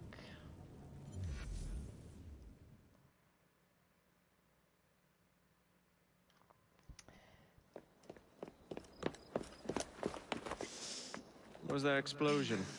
What explosion? Evie? Piece of Eden detonated and took the lab with it. The magic lump of hyperbolic metal. I'm shocked. Simply because you have never valued the pieces does not All mean... went according to plan, hmm? There was a slight complication. How slight? The lab exploded. Jacob. You derailed a train. Oh, he did. Did he? Well, the train derailed and I happened to be on it. I killed my target. Brewster is also no more. Then all in all a successful mission in spite of you two. What about London? What about it?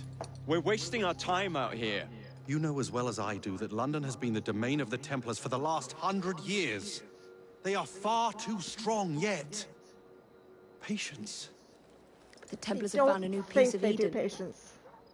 Sir David is dead. They do not know how to use it.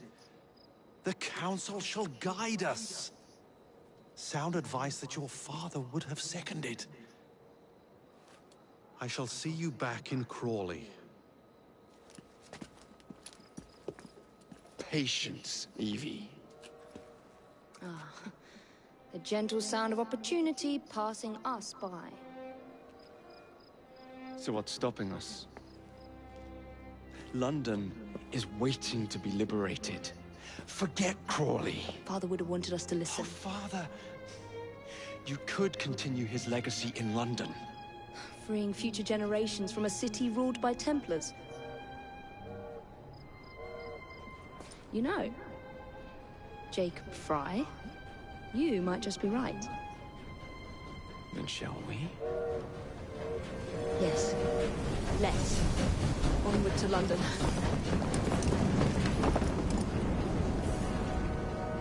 Yeah, they don't do patience well.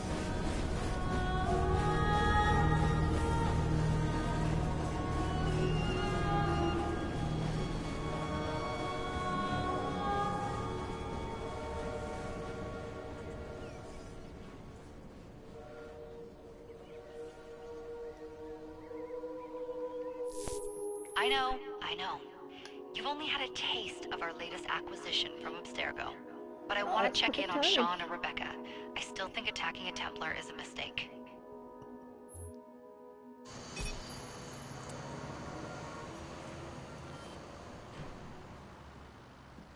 Drone to Quay. Fire level 65%. Link online. Call Dr. Grammatica. Come on. Where is Appel? What a lovely surprise. Our mutual friends will be here shortly to search for the artifact. Once it's located, I'll let you know. Super. Always a pleasure. Prick. It's people like you that give historians a bad name. I'm afraid I don't have time for you today, Mr. Hastings. Thank you for making my job easy. Oh, shit. Drone 3, Lucy. It does look grim. Master Berg, Agent Acosta. Deal with them, please. Move it! Hunt them down! She's named the drones after her friends.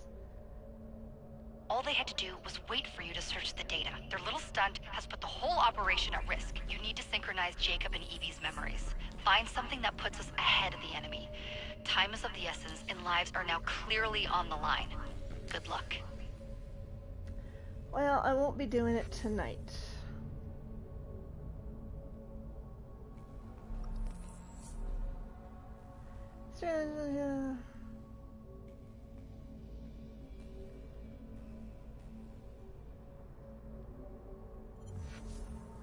Let's finish this and find a good place to leave the game. 'Cause I need to go to bed.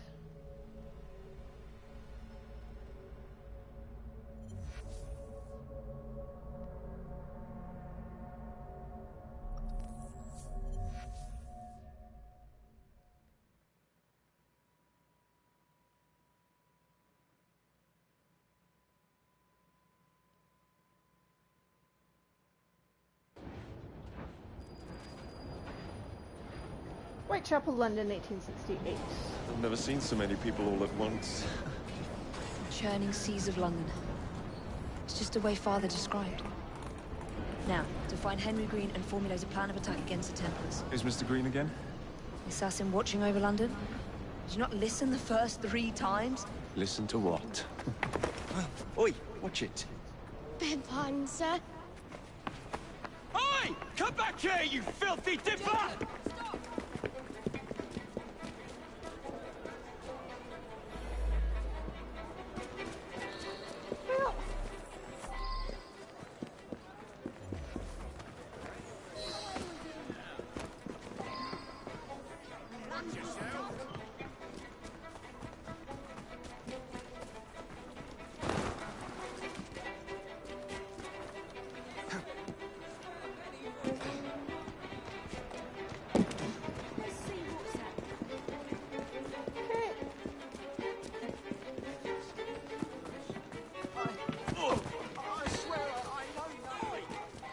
Chasing the thief and locating Fine, the you thief. little mobsman. Keep it. Well, well. What do we have here? You're on our property. Who regret that?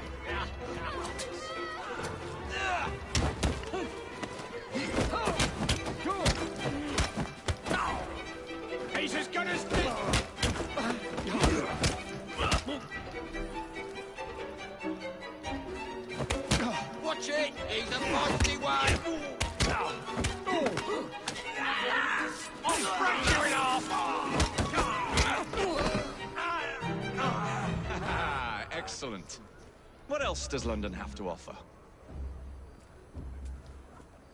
Now is not the time for tourism, Jacob. Now's the time to find Henry Green. I've always been the quicker climber, haven't I? Not since we were 2. Race you to the highest vantage point. You're going to lose again. Not on my watch!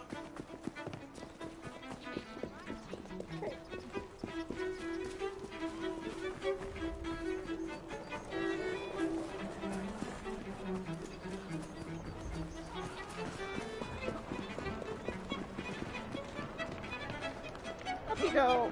Up you go, Jacob.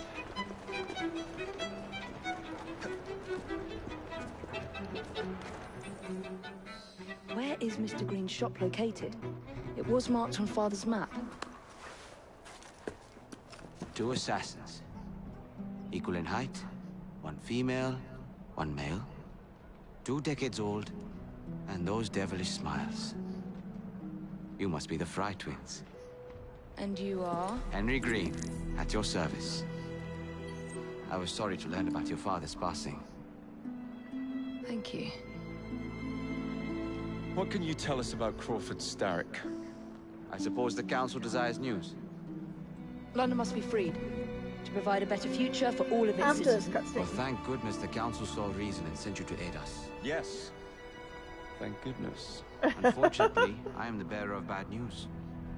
Today, Starrick sits at the helm of the most sophisticated Templar infrastructure known in the Western world. Every class, every borough, the gangs, the industries. His reach extends all across London. I've always thought of myself as a gang leader. Firm, but fair. Huh. Well, I have uniforms. And I'll unite a mix of disenfranchised outsiders under one name. That's it, Evie. We can rally them to our side. Oh, like the way that you rallied those card players at the Oakbrook Tavern into the river. Oh, that was different. They beat me at whist. I can see it now. We'll call ourselves the Rooks. You were never good at chess either. Have you got a better plan? Find the piece of Eden. Oh. Well, let me show you the lay of the land. Shall we?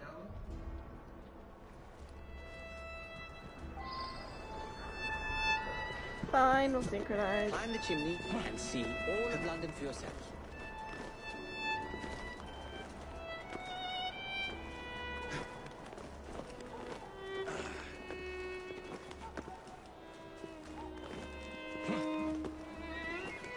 Fine, fine, fine.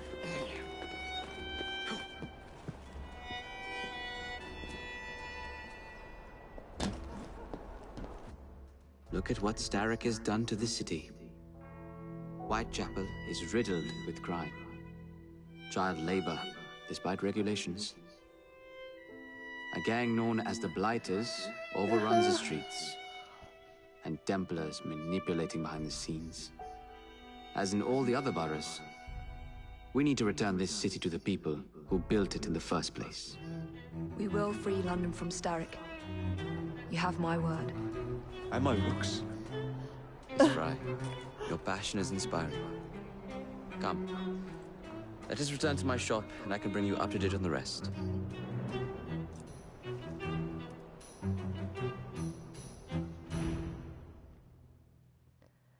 And there's the save point. Inventory, weapons. Current weapon, initiate knuckles.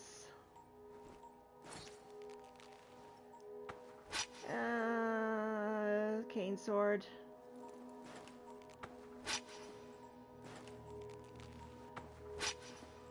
Cane sword, a beautiful, efficient weapon bearing the intricate work and emblems of the Italian brother.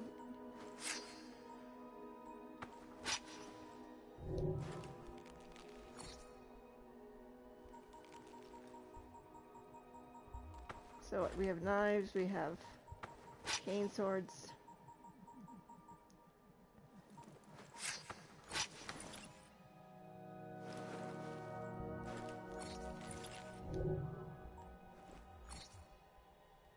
Assassin gauntlets, leather gauntlet.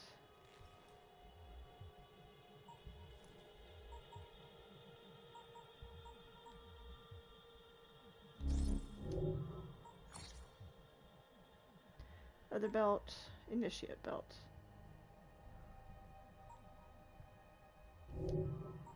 Outfits.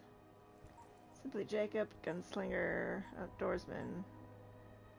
Edward. For those who live by the pirate's code, an outfit that looks the part. Legacy outfits won't display equipped capes or belts, but the bonus they provide will still be applied. Ezio. Beauty of the Renaissance and the charm of the legendary assassin Ezio Auditore de Firenze.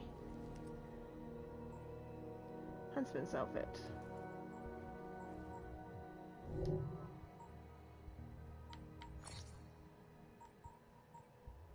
Noble assassin belt. Colors.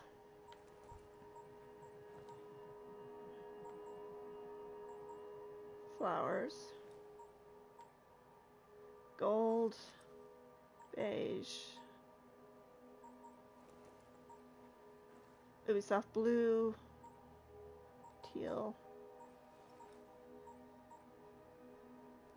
No color. Okay. Data points. People. Allies. Henry Green. Born 1843. When was she born? 1847. So he's older by about 5 years. Henry's as good at keeping secrets as he is at meeting people. Many people do not, and most people will never know that Henry was not always called Henry. Jayadip Mir was born the son of a princess and an assassin. Arbaz Mir, a member of the Indian Brotherhood, fell in love with Pyrakar, the daughter of the Maharaja Karak Singh, while racing against the Templars to find the whereabouts of the mysterious Kohinoor diamond. Jayadip was raised and trained to be a member of the Brotherhood, but to the frustration of many, found he was more inclined towards books than he was to violence. Hoping it was just a phase, the Brotherhood sent Jayadip out on a mission in 1860, which he ultimately failed, but putting the Brotherhood at risk.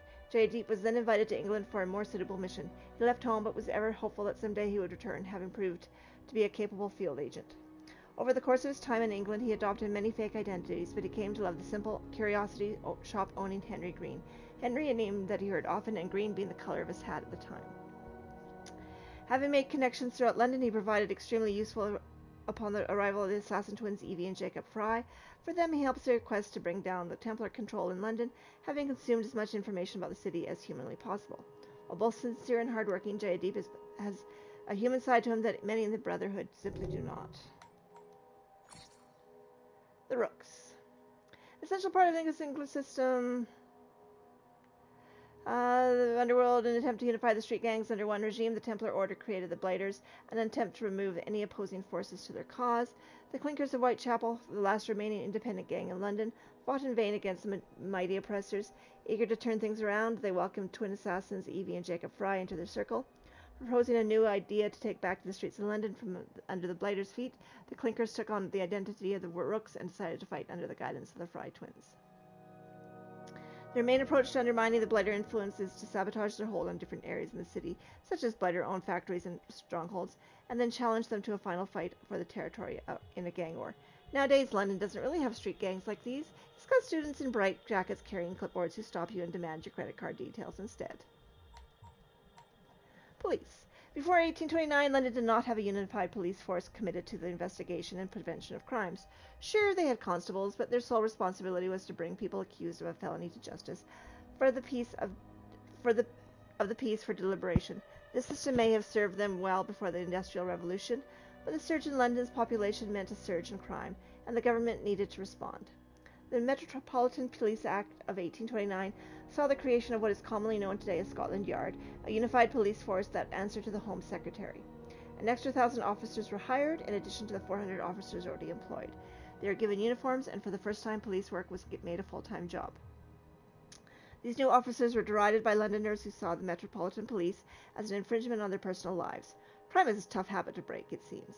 The whole endeavor was a success, however, and crime rates dropped significantly in the ensuing years. Despite the odd bit of corruption, the coppers were tough and relentless in their aim to clean up the streets of London. The lovely news for Jacob Fry and the Rooks, isn't it?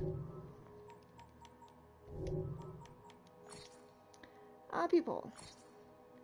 Otzoberg, born 1985. Juhani Otzoberg was born in Mikkeli, Finland, but was dragged around the world by his father, who worked for an oil company belonging to one of Sturgo's many subsidiaries. So young Master Berg was raised by rig pigs in Afghanistan, Kurdistan, and Oman, to name a few. And that doesn't really sound like a magical childhood, does it? With his father's blessing, Berg returned to Finland to join the army. At first they made fun of his muddled accent. Technically speaking, he doesn't even pronounce his own name correctly. But the jokes quickly stopped as Berg proved himself to be an exceptional recruit, becoming one of the youngest special Jäger of the Uri Jäger Regiment. He met his wife Helmi in the army, and everything pointed to an intense but unremarkable life, until his daughter Alina was born and diagnosed with cystic fibrosis. While Finland's health care system is generally considered to be quite good, the Berg family found themselves struggling to afford the aggressive drug treatments Alina so desperately needed. Berg quit the army and became a well-paid mercenary, which his wife did not approve of, resulting in divorce. It's not exactly a doctor or a lawyer, is it? Berg's freelance activities caught the attention of Dr. Warren Vidic, who recruited him into Abstergo's Animite training program in exchange for an off-the-market miracle cure. I imagine Berg's divorce became much more amicable, though no less final, after that.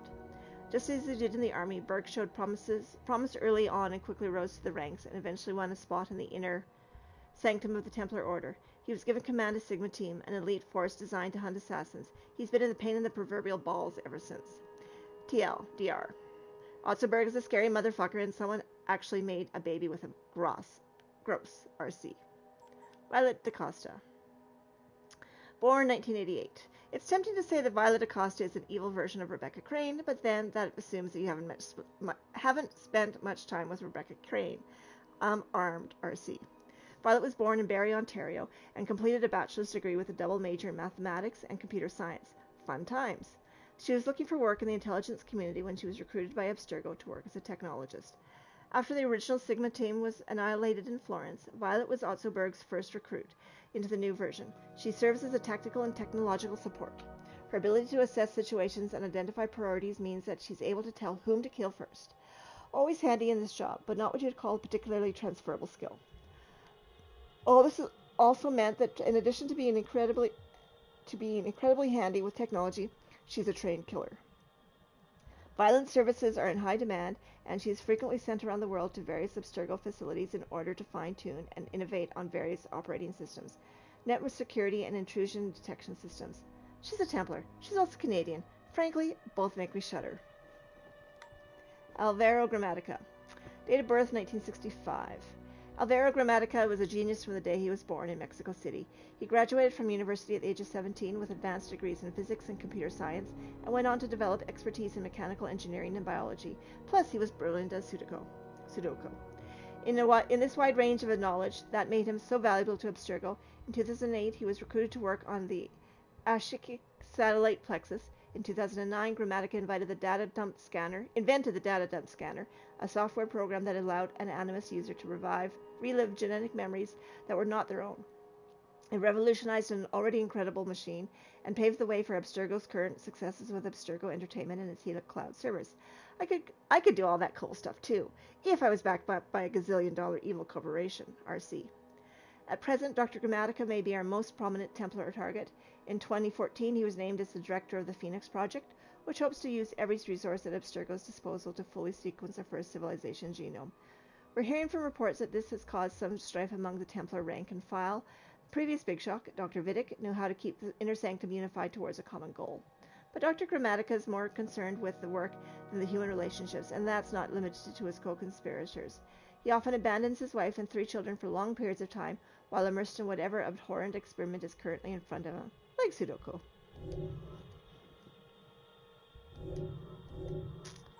I'm not going to go through that just yet.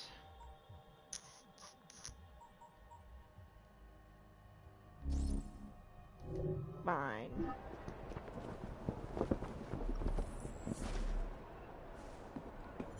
We'll go down to the ground and then we'll leave. R2L circle. No!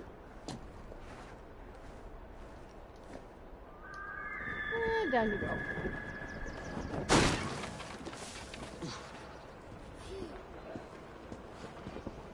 And that is all I'm going to do. Because I have to get up in the morning. So we will finish, or we'll play some more tomorrow. Most likely.